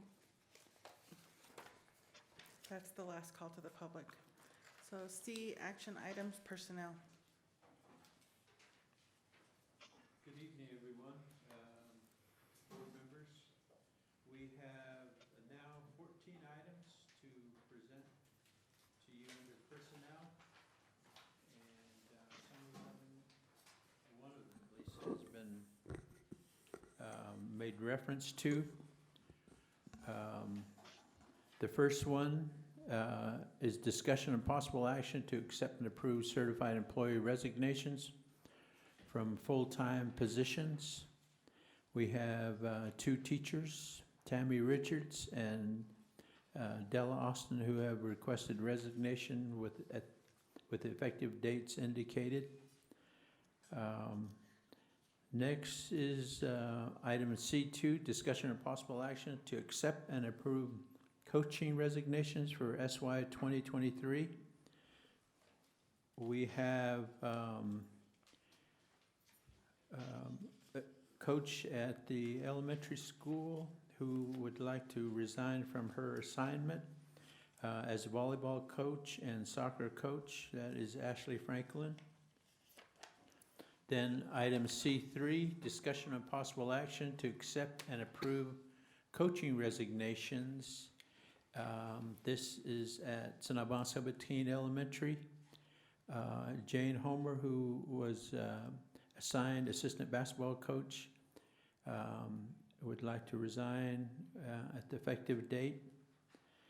And C4, next item, is discussion and possible action to accept and approve new certified employment contracts for SY 2023-24.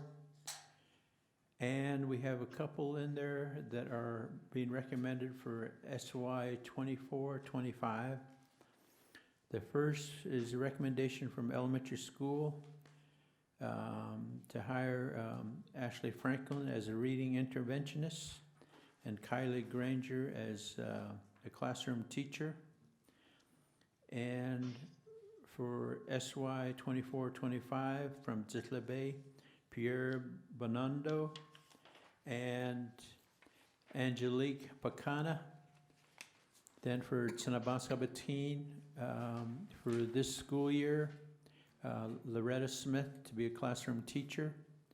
And for Tuba City Junior High, Shan Begay to be a teacher effective second semester of this current school year. The next item is C5, discussion and possible action to accept and approve classified employment contracts for the current SY 2023-24. The first one's a recommendation from Sanabon Sabatine to be an instructional assistant for ESS, Melissa Woody.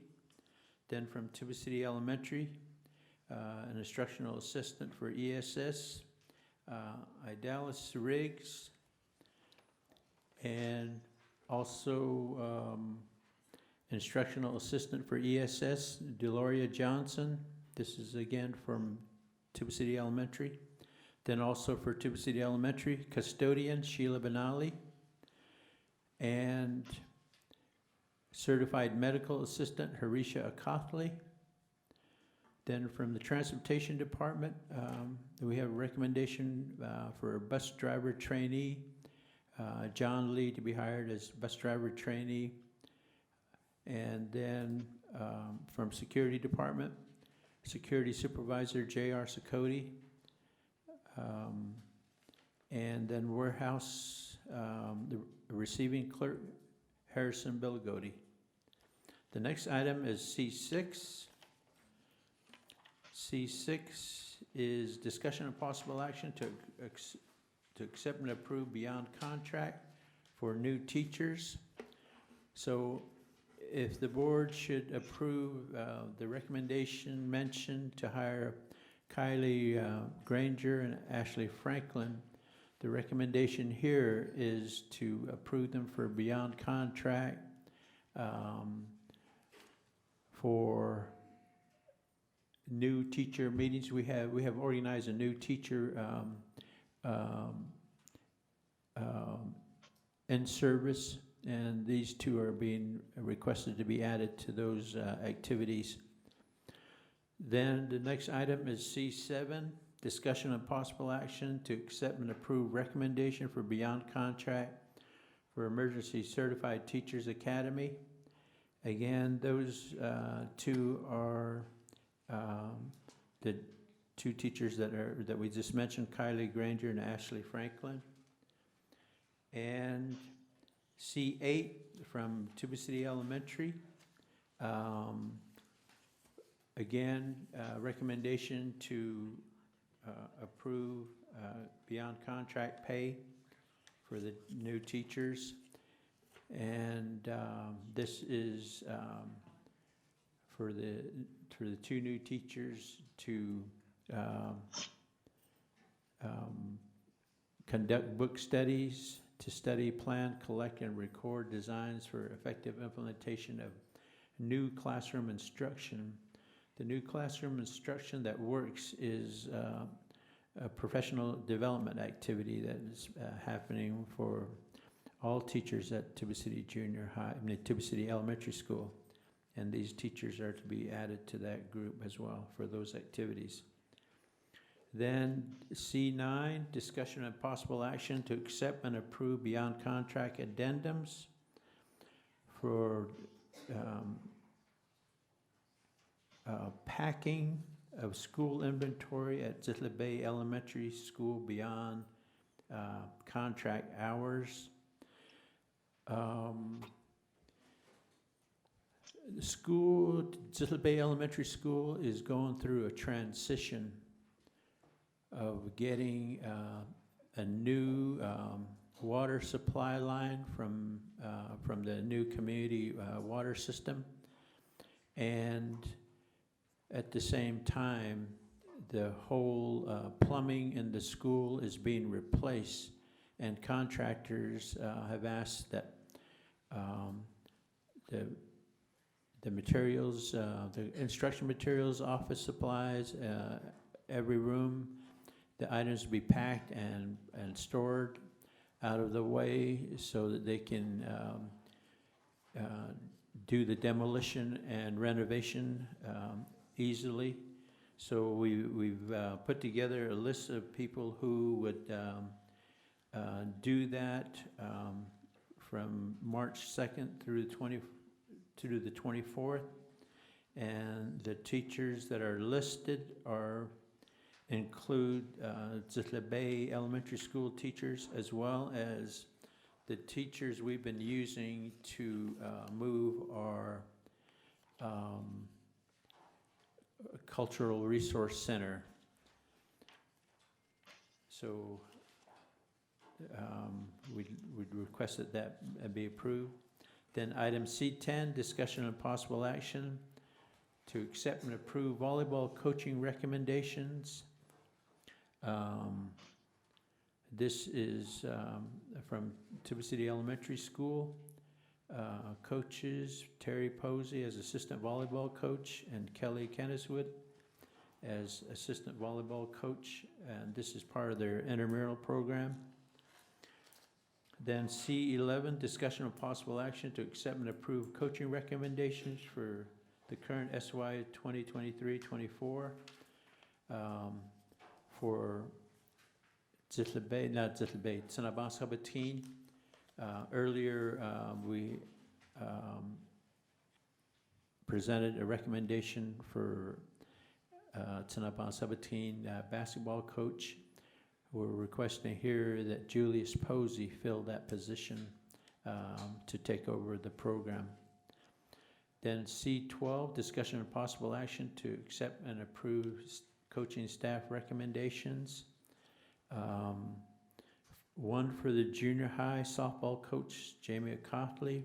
For the high school, assistant baseball coach, assistant baseball coaches, Terrence Nakaidine, Michael Hayden, Wilton Billigodi. There's a certain number of paid positions, so Wilton Billigodi has submitted a request that he be a volunteer coach. Then for track and field for Tuba City High School, Brandon So, Wendy Lewis, and Ashley Franklin. Then item C13 was removed as part of the agenda approval. And we go to discussion and possible action to approve a certified salary schedule for 2025. We included as attachments 3 different proposed salary schedule. And the first one is to increase each cell amount by 4,000 with no step increase. The second one is to increase the cell amount by 3,000 with no step increase. And the third option is to increase each cell amount by $2,000 with no step increase. With the 4,000, the base pay or the step 1 pay would be $50,447. That would be BA step 1. For the 3,000 increase, the BA step 1 would be $49,447. And with the $2,000 increase, the base would be at BA step 1 would be $48,447. Right now, the base pay at BA step 1 is $46,447.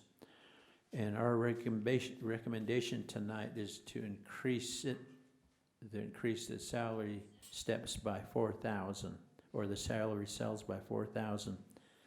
In addition, it is recommended to accept and approve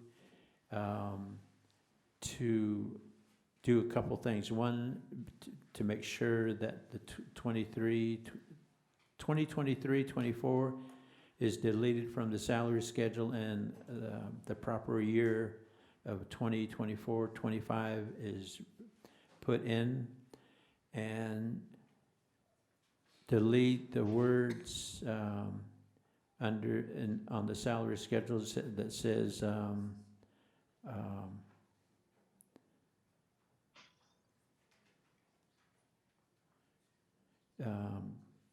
to change the approval date of the date that it is recommended for right now. It's February 14th. And I want to double check something here real quick. I didn't bring that. So that's the recommendation, is $4,000 step increase. We'd like to offer contracts in April. So if the board it requires more clarification, we can go to February, March on this one, but it'd be good to, if possible, to get an approval tonight. Then the last item is discussion and possible discussion to accept and approve a certified administrator employment contract for a principal at Tuba City High School for SY 23-24. And that recommendation is to approve Mr. Steve Trogley Jr. As the principal effective February 15th through June 30th at the rate that is, the pay rate that is being proposed, which will be prorated from the start date. This calculation is from the new, the recently approved policy GCBA-E. Those are our personnel items that we're presenting. Madam President, Yes, I'd like to make a recommendation. go ahead. I'd like to recommend actions item C1 to table the Navajo language art teacher resignation, because that has an effect on the call to the public matter that was brought up earlier. I'd like to go ahead and follow through with the elementary school teacher resignation. Then approve item C2 all the way to item C12. C13 has been removed. C15. Discuss item C14. Or actually, let me re-amend my motion, sorry. Motion to accept item up to item C12 and table item C15. That's my motion.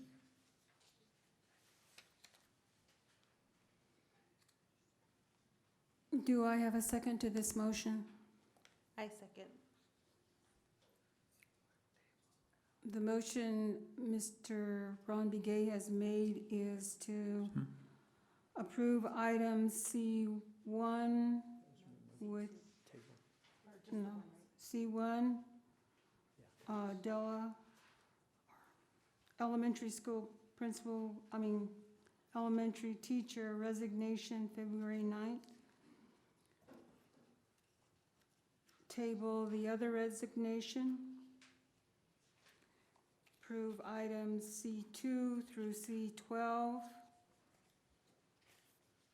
Discuss item 14. And table item C15. Is that your motion, Mr. Begay? Yes, it is. And that was seconded by Christian Suinyama. Call for the vote.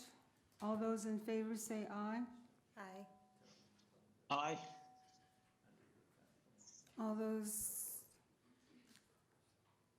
saying nay, say nay. Nay.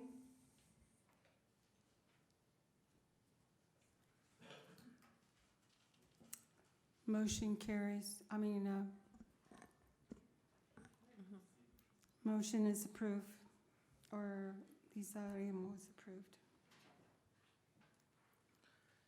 D, information discussion item, superintendent's report. Madam, point of order. His discussion. Point Wait, of order. yes, Madam President, we need to open up discussion for agenda item C14. Discussion, but you guys approved it? no, we didn't approve it. They did. No. It's a discussion. 14, he said We open for tabled. discussion. Table, was it tabled 14 and 15? Yes, No, no? no, They approved. no, did not table.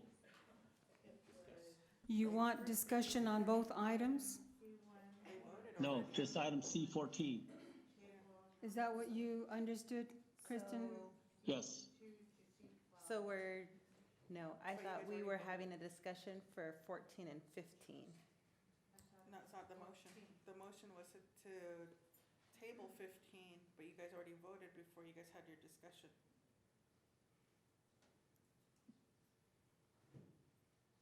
We voted. So we tabled item 14 and 15. That's not the way I understood it. He didn't table, he tabled 15. That was the motion. Table 15 and. But 14's for discussion. You guys were supposed Yeah. to discuss before you voted. Yes, that was my motion. Pardon? Bring, my motion, yeah, and part of that motion was to discuss C14.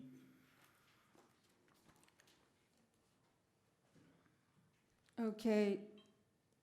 How would we proceed to correct this? You're approving everything else, with the exception of the tables or the removals, and without C14. C14 would be a separate motion after discussion. C14 and 15 15 is, You guys tabled it already. tabled it. It's tabled. Okay, so 14 is the only item. Yes. I was under the impression that we were doing a discussion for 15 as well.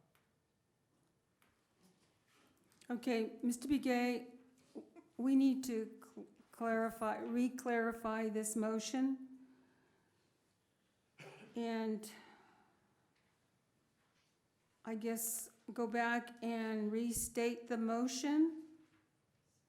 You guys already approved it. It was already approved. You guys voted. It was already approved.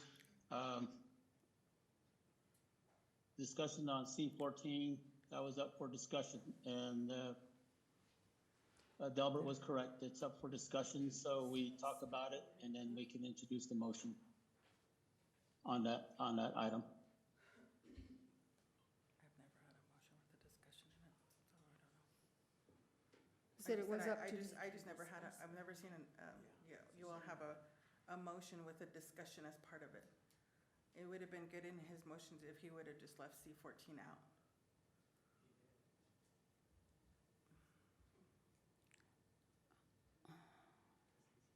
So it ended up being tabled.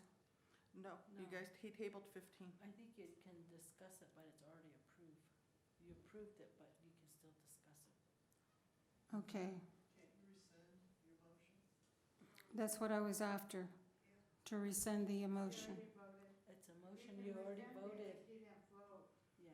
But you already voted on Oh. We can't fix it, Mr. Begay, so I'm going to allow the discussion.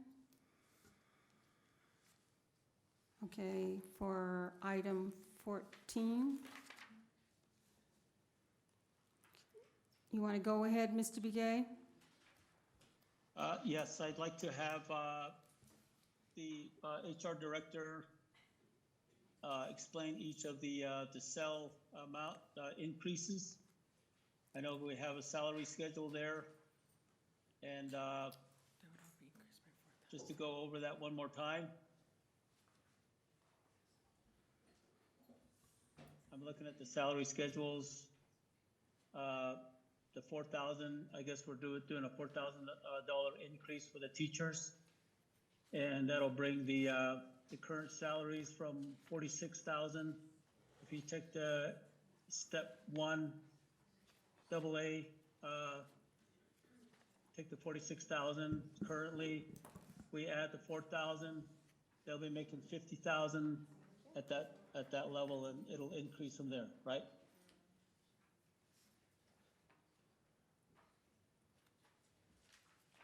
And then the breakdown is for the 3,000. Same thing, there's an increase of 3,000 and 2,000 respectively for the salaries.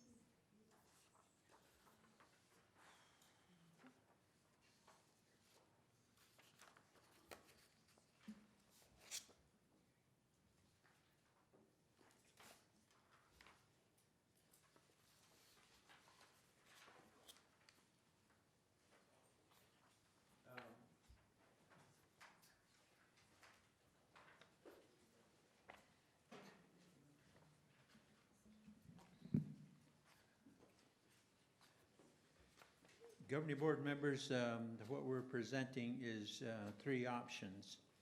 And we discussed the options as administrative team at the district level, and it was recommended that, we go with the $4,000 increase at every cell on the current salary schedule. So that would make the AA and BA, step A, $50,447, and then each cell across, including the BA column and across to the right, would increase by 4,000. And then also we discuss the $3,000 amount. That would make the BA and AA, step 1, 49,447. And then it would increase each cell by $3,000. And then the 2,000 would increase all the cells similarly by 2,000 across. So when we discuss these options with our Director of Business Operations, she was pretty confident that we could cover the $4,000 amount at each cell. So that's what we're recommending tonight. The only catch is one of the problems I mentioned earlier, is the recommendation is without a step increase. Now, if there's a step increase, then it would increase, it would add another $761 if they take another step down. So the way this scale is set up is that there's a difference of $761 between steps. And between columns is $1,255. And we've consistently stuck to those differences, and the recommendation is the same. The difference between steps is $761, and the difference between columns is $1,255. We're just changing the amount at each cell by whatever the board approves. Now, again, the recommendation is without a step, but if the board approves a step, then that would be an additional $761 for our people who are currently who have certified contracts. And the reason for doing this is to be more competitive. As mentioned by the superintendent earlier, our neighboring schools are we're falling towards the bottom of those comparisons. So with the $4,000 increase, we should be able to afford that in our school budget? Good evening, board members. We did have the discussion, like Mr. Goldtooth said, and we thought that it would help the district raise the base pay from 46 to 50 to be somewhat competitive to our surrounding districts. And it would also, I guess, keep our teachers here for the continuing year. And yes, we would be able to afford this through our Fund 10, which is part of our 301 money that we get. Okay. Madam President, I'd like to make a motion to accept item C14 with the $4,000 increase with no step movement. I second that motion. The motion has been made to accept the recommendation to increase each cell amount by $4,000 with no step movement. And that's been seconded by myself. Call for the vote. All those in favor say aye. Aye. Aye. Aye. Aye. Motion carries. Can I just say something in addition? I know you guys voted, but I think we also really need to look at salary schedules for our other non-teacher certified staff, such as our counselors, our psychologists, our behavioral health specialists, our academic interventionists. I think we all need to place someone, be on a salary schedule to where, you know, there is an endpoint at some time.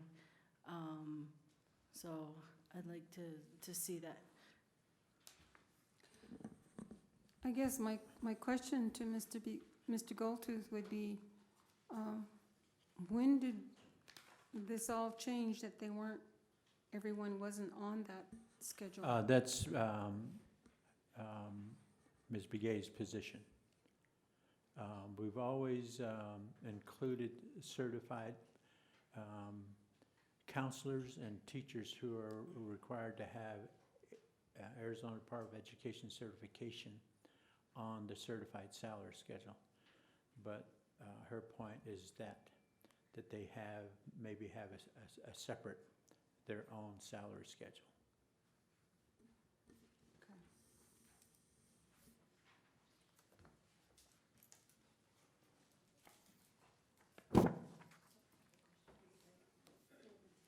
So it's approved? It's approved twice. All right. Thank you. Yeah. Information discussion items, D1 Superintendent's Report, D2 Assistant Superintendent's Report, D3 Building Department Reports.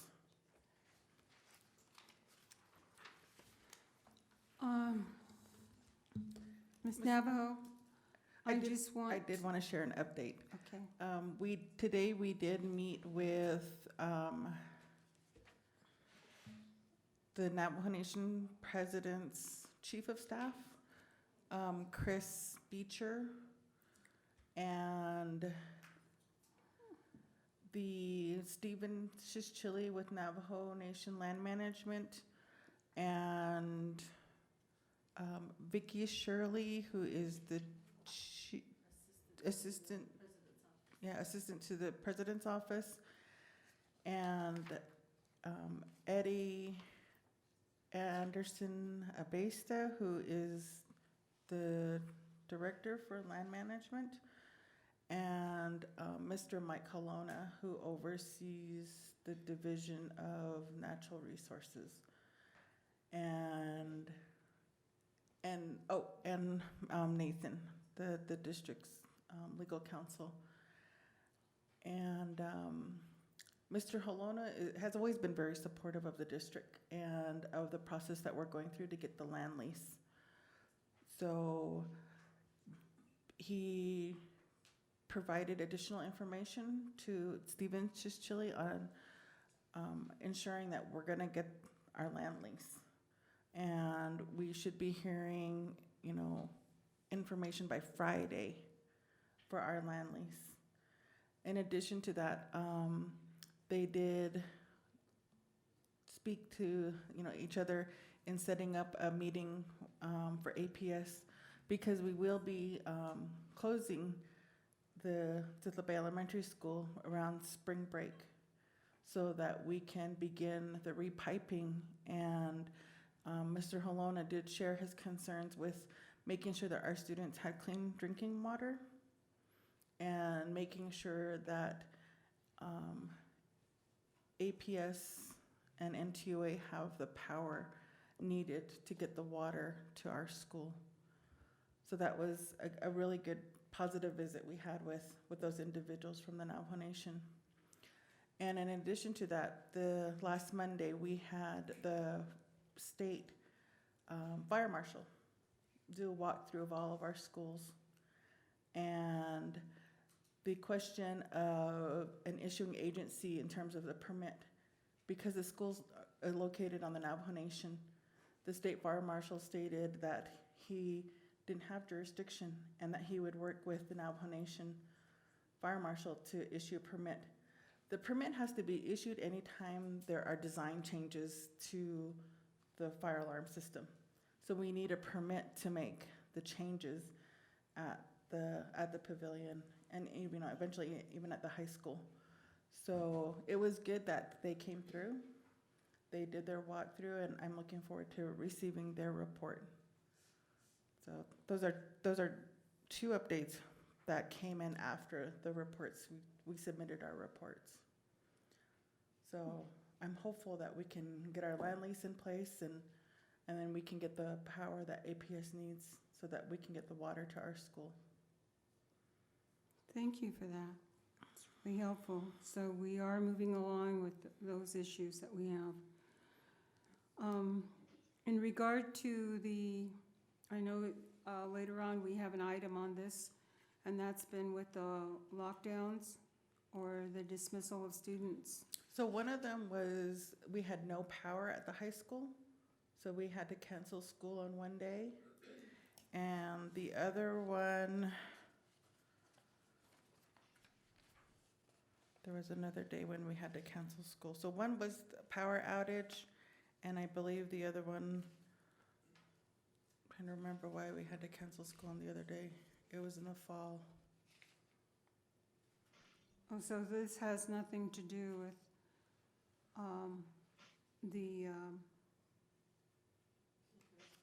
what? The threat calls. So with the threats, with each threat that is received, we do what the protocol has been is that we report it to the Navajo Nation Police. The Navajo Nation Police take the report and they begin to investigate. So this last report that came in, the holdup was the social media entity not responding to criminal investigations. Criminal investigations was asking for information on the account, and social media platforms protect their users. So they weren't willing to give us the information, or get, not us, but the CI, they weren't willing to give them the information quickly. And that's what all the criminal investigators for the Navajo Nation were waiting for. So they had to have a warrant issued so they could get that information. And we do have a parent that's an officer that stayed on top of it and made sure that there was an officer available on both of our campuses. He advocated, and I'm very thankful that this parent is an officer and didn't let it fall to the wayside. He continued and made sure that the information was sent to the criminal investigators, and eventually it did get elevated to the FBI. Well, in regard to that, one of my concerns was how much information are we giving to our parents? How we have, I know in each building, not, I think as early as the January meeting, we approved some plans for safety. Emergency operation yes. plans. And I just wonder, how much do the parents know about what protocols are put in place during those times? And, I think my biggest concern is that we not let parents get worried and scared, that they know that the school is going to do put in their plans to protect all the students during that time until they're released home. I kind of want to piggyback off what she's saying, because me, as a parent personally, I would want to know exactly what's going on in that school. And honestly, a lot of the stuff does come from the kids. What they know, what they hear, it does spread around the school. And I think that kids should be made aware of that, because they are going to go into the real world. We had a student share with us that they want to know what's going on, but it's, to me, as a parent, not a board member, it's swept under the rug to where, I know you're limited to what you can do, but there isn't clear communication. And if anything, by the time the alerts are sent out, parents already have text messages from the students saying this is happening, and they're already scared. They're already scared. And I think that if it comes down to it, I'm wondering why isn't school canceled if we knew that they were threatening for 2 days in a row. They're threatening 2 days in a row, and we get emergency response. By the end of the day, it's lifted just to be put back on. I don't think that that should be lifted until it is resolved. And it wasn't resolved until the following week. 2 weeks. 2 weeks, because those are two separate incidences where there were two separate threats. Yeah, but the one was for Thursday and Friday. Yeah, but there were two separate threats that were received. There was Yeah. one received on Thursday, and then there was another one received on Friday. But that one on Thursday, it said Thursday or Friday. It stated both days in that one threat. So to me, it shouldn't have been lifted that Thursday if they were threatening with Friday included on that day. So it was included in one threat for 2 days, but we lifted that response at the end of the day, and Friday morning, it was put back on again. But that one threat was 2 days. I understand there were separate threats, but that one was for 2 days. So we either should have canceled school that Friday, knowing that the threat wasn't resolved, or we should have looked into the matter furthermore that day without lifting that response and letting the parents know there's still an emergency response. It's up to you to send your child to school. As a parent, I wouldn't have sent my child to school that Friday if I knew that that threat from Thursday was not resolved when it was saying Friday as well. So it goes back to that. How are we handling these things when we know that, I think it's pushed like nothing's happened, but we can't expect that nothing's gonna happen because we don't know what kids are going through emotionally, mentally. We don't know what they're gonna act on that day. And some kids might just be doing it for the attention or even just to get out of school. But the severity of what it puts the children through themselves is a big deal. But it's not being addressed in a manner to where we're not being transparent with the parents, with the students. They should be able to come to school and know, like, hey, we're in a lockdown, this is what's happening, and this is what we're gonna do. But they don't, the separate lockdown that had happened later on that week, my daughter texted me, she's like, we're in a hard lockdown, people were yelling, things like that. And that's concerning, and I've learned how the system works. I know that you let us know as board members what's going on, but as a parent, I have to pay attention to those details too. My daughter's telling me they're in a lockdown. I haven't gotten a response, and I've known even before I was a board member that it's usually a canine search because we'll get those emails after. So I tell my daughter, they're just doing their due diligence. Don't be worried. If it was something urgent, then I'm sure the parents would know. So it does go back to that transparency with it and handling it to where we're not lifting it if we know it's not resolved. We can't do that because that's endangering those kids the same way because that issue was not resolved for that Thursday and Friday threat. And that's what I'm referring to is that one child was threatening for Thursday and Friday. They mentioned that in the post, and still that it was lifted at the end of the day just to be put back on the next day. So we need to think about something like that. Like, are we not canceling school because we're not taking it seriously? Are we not canceling school because we're gonna have to make it up later? Are we not canceling school because it really is being handled? Those things need to be addressed as well. I had the same concern about that. Why we had 2 days of emergency notification, and we were still conducting school. My question was, what rights do the parents have to take their kids out of school?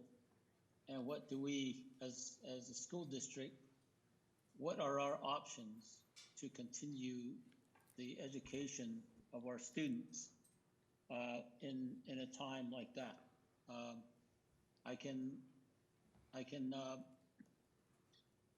I know how I have a feeling of what went through a lot of parents' minds. We're in a day and age where there's a lot of things that are happening at schools and even in public places now. And it's a very concerning time for the parents. I think as administration, as administrator, I think some kind of plan needs to be put in place for these kind of emergency responses, because emergency calls, for me, going remote on the second day, if you didn't hear anything from the first day, I think would have been more than adequate, or even just close school down, close school for the day, or even give the parents the option to check their kids out. The parents did have that option. Yeah, find other options for the kids to get their education. And then also stay on some sort of improved communication system that will get out to the parents to give them reassurances that the school district is looking out for their safety, for their students' safety and themselves.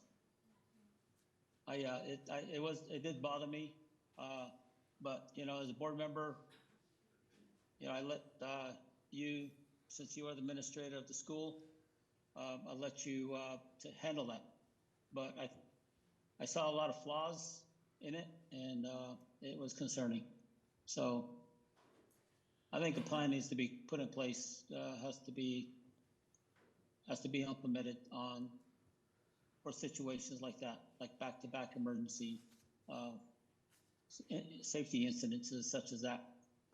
And I understand that LOPD and FBI, all the law enforcement agencies got involved, and they did their due diligence and their investigations, and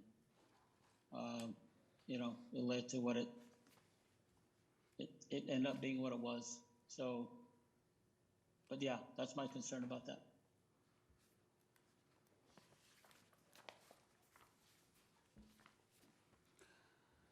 Thank you. That's any other comments? I had, so I looked at the reports from the other schools, and I see that the junior high, they have a very thorough report with their instructional team leaders. And, to me, they're being held accountable to those positions, what they're supposed to be doing. I know that we have that at the high school. And a lot of the stuff that you see and hear about the issues amongst the staff, and even with the students, what the rates are at for suspensions and things like that. When you look at the junior high, they're making progress in these areas, but at the high school level, we don't have that. So what can we do differently for these instructional team leaders to actually be effective and efficient in these roles that they're doing, that they're saying that they want to do? Because to me, it's not being done. There's no reports given, whereas if you look at the junior high reports, they have in there what they're working on in their departments for them. So I want to give, the dean of students and the acting principal recognition, because, that to me, that shows that I haven't heard any call to the public where anybody has had issues with the junior high level. So they're doing something right.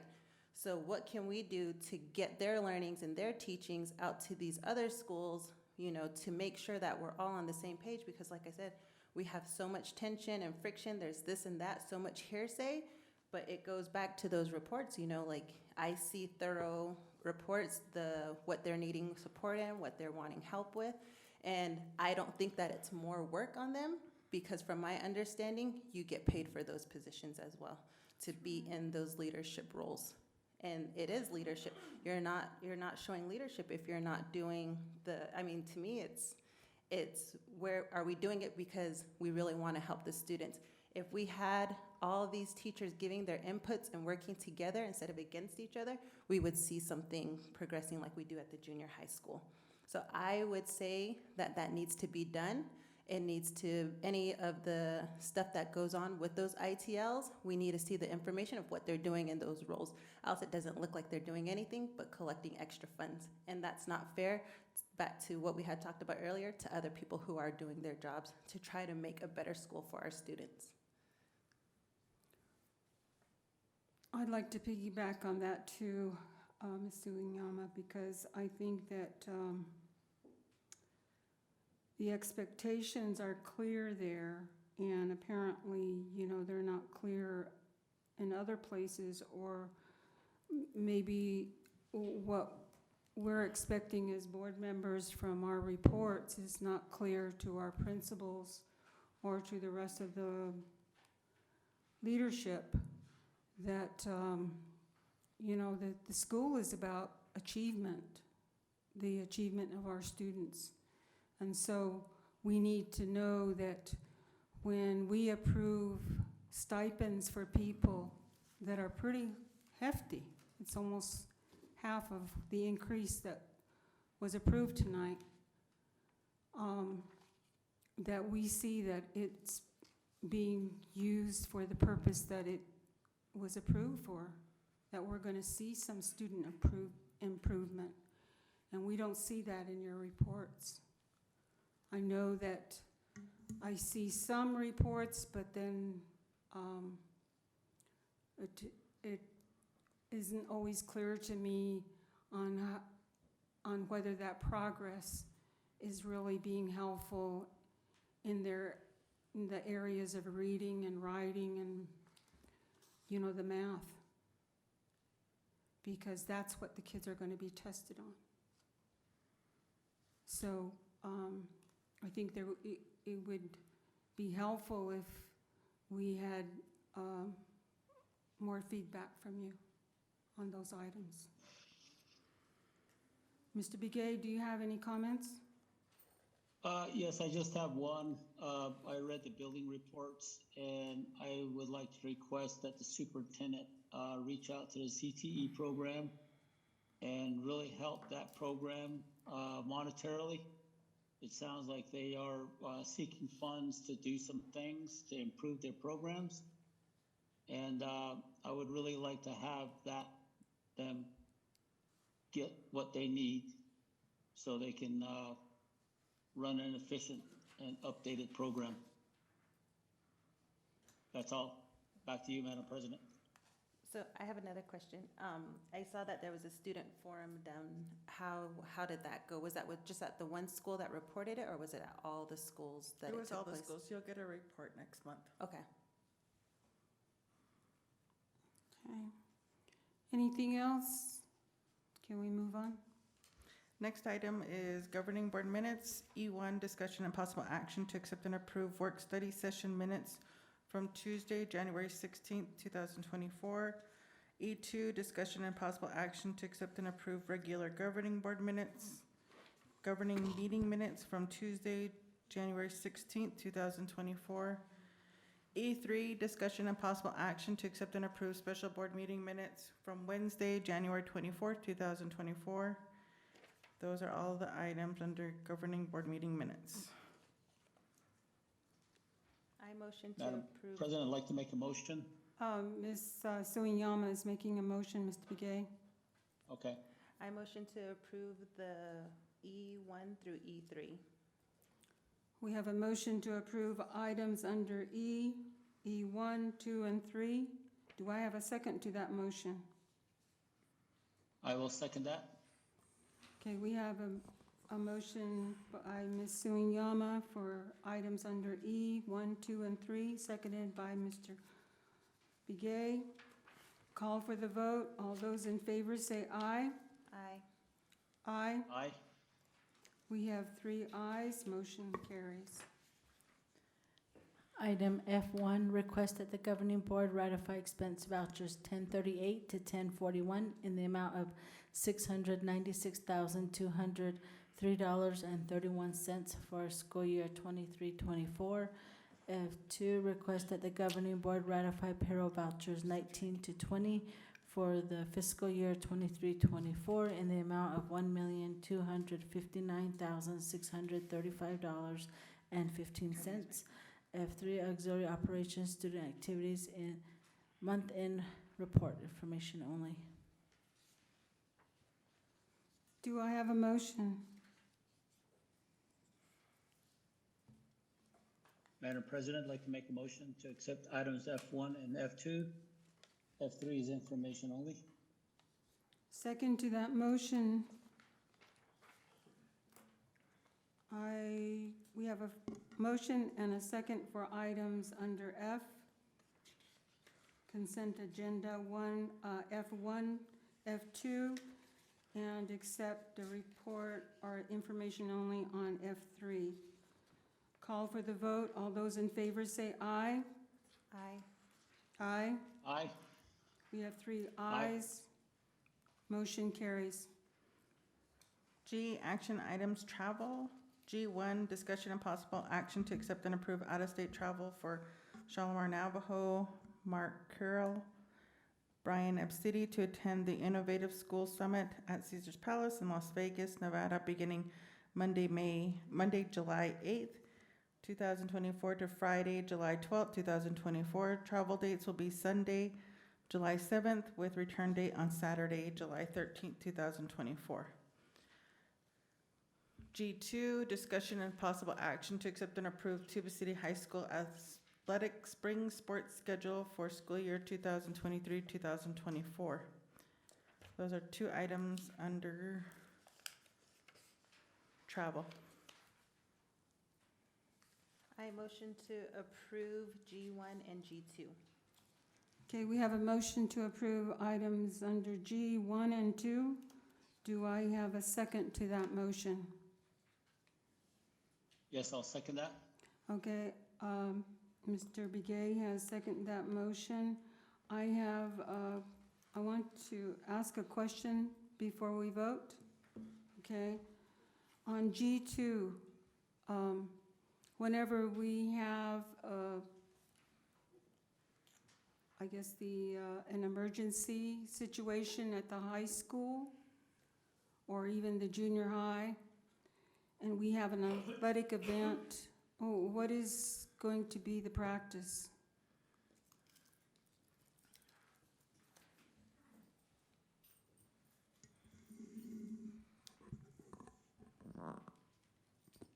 Good evening. What I do for, I don't like this. What I do for our practice there is I do look towards our administration, and we go as to school safety first, school, and with the previous, I know the concern was when we had games, what it has been lifted. So we take a look at the current situation at hand, and we go from there. But I know there is and there's something we have to look to putting in a plan. So I guess it just depends on the circumstances at the time. Okay, but they would be weighed carefully? Yes, they are weighed carefully, definitely. Okay. And that even goes to, with the fire alarm system. We've also, looked into that in implementing fire watches and everything. So we do look at it as a whole, not just, making a decision, but student safety is important. Okay, thank you, April. With that, I'd like to call for the vote. All those in favor say aye. Aye. Aye. Aye. Aye. 3 ayes, motion carries. H, action items, general administration.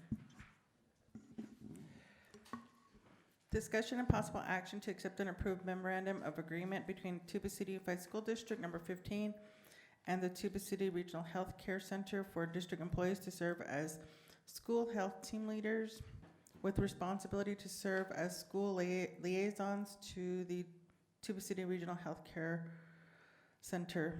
Term shall commence performance under this agreement of the date of the last signature of the agreement and shall complete performance to the satisfaction of Tuba City Regional Healthcare Corporation. On June 30th, 2024, agreement has been reviewed by legal counsel. H2, discussion and possible action to revise the school year 2023-24 school calendar. H3, discussion and possible action to accept and approve the first reading on Arizona School Board Association Policy Service Advisories, Volume 36, Number 1, Policy Advisory Number 763 to 786, February 2024. I do have a comment with the school calendar, with us making up the 2 days, and this is something that I did speak with the administrators about. when we put on our calendar that graduation happens on a Saturday and promotion happens on a Friday, which is supposed to be the last day of school, I'm thinking about, if what happened the past 3 weeks happens again, I think that we do need to put it in our calendar that graduation and promotion are subject to change, the dates. Good idea. So parents, if we have an emergency, like the power went out, power didn't come back on at the high school until 11:30. We couldn't have our students on campus. So if there's emergencies that come up, I do think we need to put it in our calendar that the graduation and promotion dates will change, and they'll be at the end of the 180 days.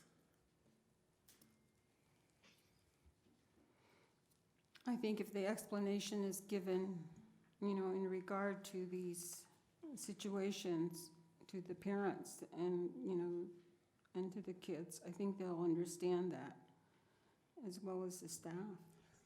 So for me, that's one of the reasons why I know parents, when you have a senior, you're gearing everything towards that date. You've made reservations, you've ordered invitations.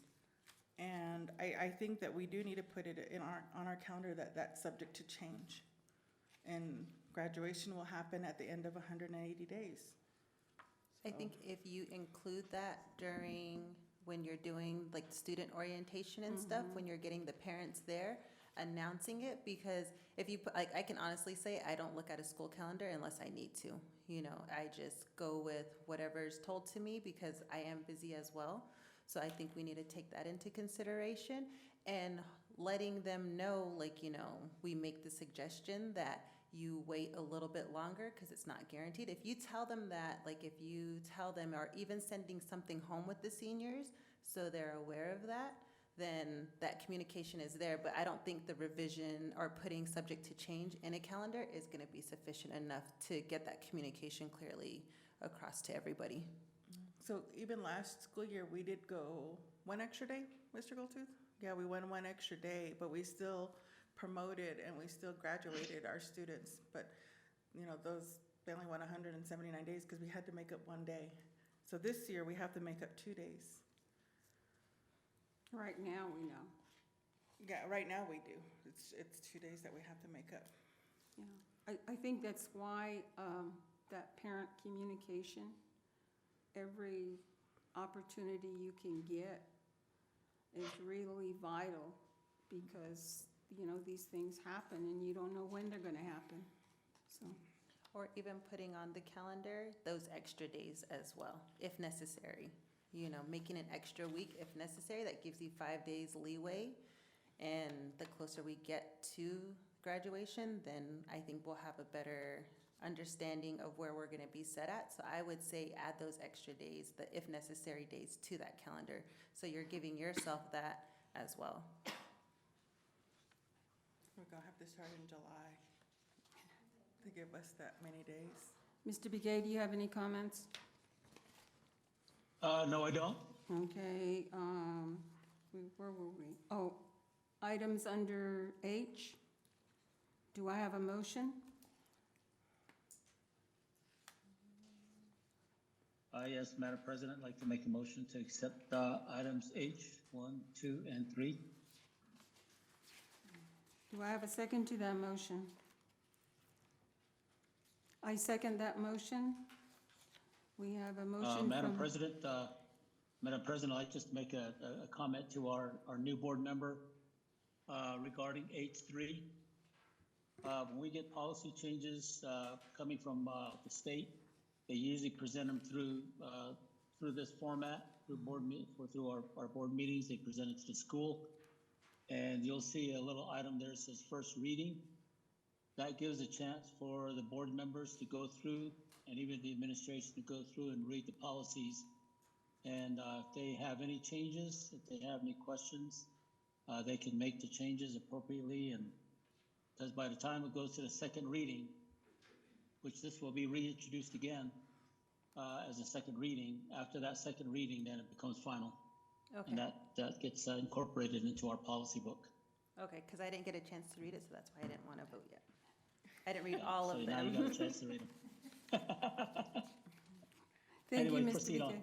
Okay, thank you, Mr. Begay. We have a motion made by Mr. Ronald Begay, seconded by myself. Call for the vote. All those in favor, say aye. Aye. Aye. Aye. We have 3 ayes, motion carries. Item I-1, January 2024 financial report information only. I-2, discussion and possible action to accept and approve after-the-fact payment to 95% group in the amount of $6,812.50. Do we have a motion for items under I, 1 and 2? If not, I Just would one. like to make a Madam- motion to approve items I-2. IJ, I-2 only. I2 only. Okay, oh, I1 is information only. I2 to approve that item. Do I have a second? I second. Okay, we have a second from Ms. Suenyama. I'd like to get a clarification on the item that we're approving tonight for item I2. And this is an after-the-fact payment.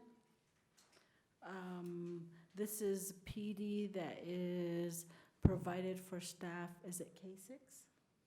K5, and the PO or services were rendered last school year, and for some reason it was closed without these invoices not being paid, so it carried over to the new year. And from looking at the PO, it did say it was gonna be reopened in the new year, but it never got reopened in the new year. And I did talk with Dell on this because this would be coming from grant funding, so we did find funding to pay for this with. How does this impact your, I guess, your business practices? Well, at the end of every fiscal year and encumbrance period, we have to close all POs from the prior year. My accounts payable does work with the secretaries in getting invoices, because they are the ones that places the order and knows the vendor, knows what's ordered. And I don't know how this slipped through, but without getting paid, but it did. And it wasn't brought to my attention until Miss Sophia had emailed it to me. Okay, so these are the building secretaries that take care of these invoices? The building secretaries, the department secretaries, anybody that does purchase orders or enters requisitions. Okay, call for the vote. All those in favor say aye. Aye. Aye. Aye. Aye. 3 ayes, motion carries. So items for future agenda, one of them, we are gonna share information on a student forum. So we did bring students from all of our schools together, and they had an opportunity to answer some questions. And we had all of our department supervisors, our principals, they all had an opportunity to hear directly from our students. Everything from student safety to even rating our cafeteria food. So you'll get some information directly from our students. Are we gonna have a work study for that? We can have that as the work study, but we'll share the information that was provided by our students. Okay. Madam President, I'd like to make a request under J.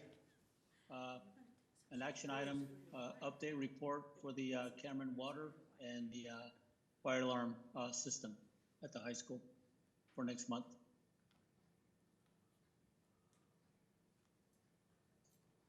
Okay, did you have something? If we could also get, it sounds like some of the concerns are, you know, what our programs are looking like for our kids. So if we could get that on the agenda as well with the coaching, the staffing, how we're gonna go about that. And then also with how we're gonna prevent,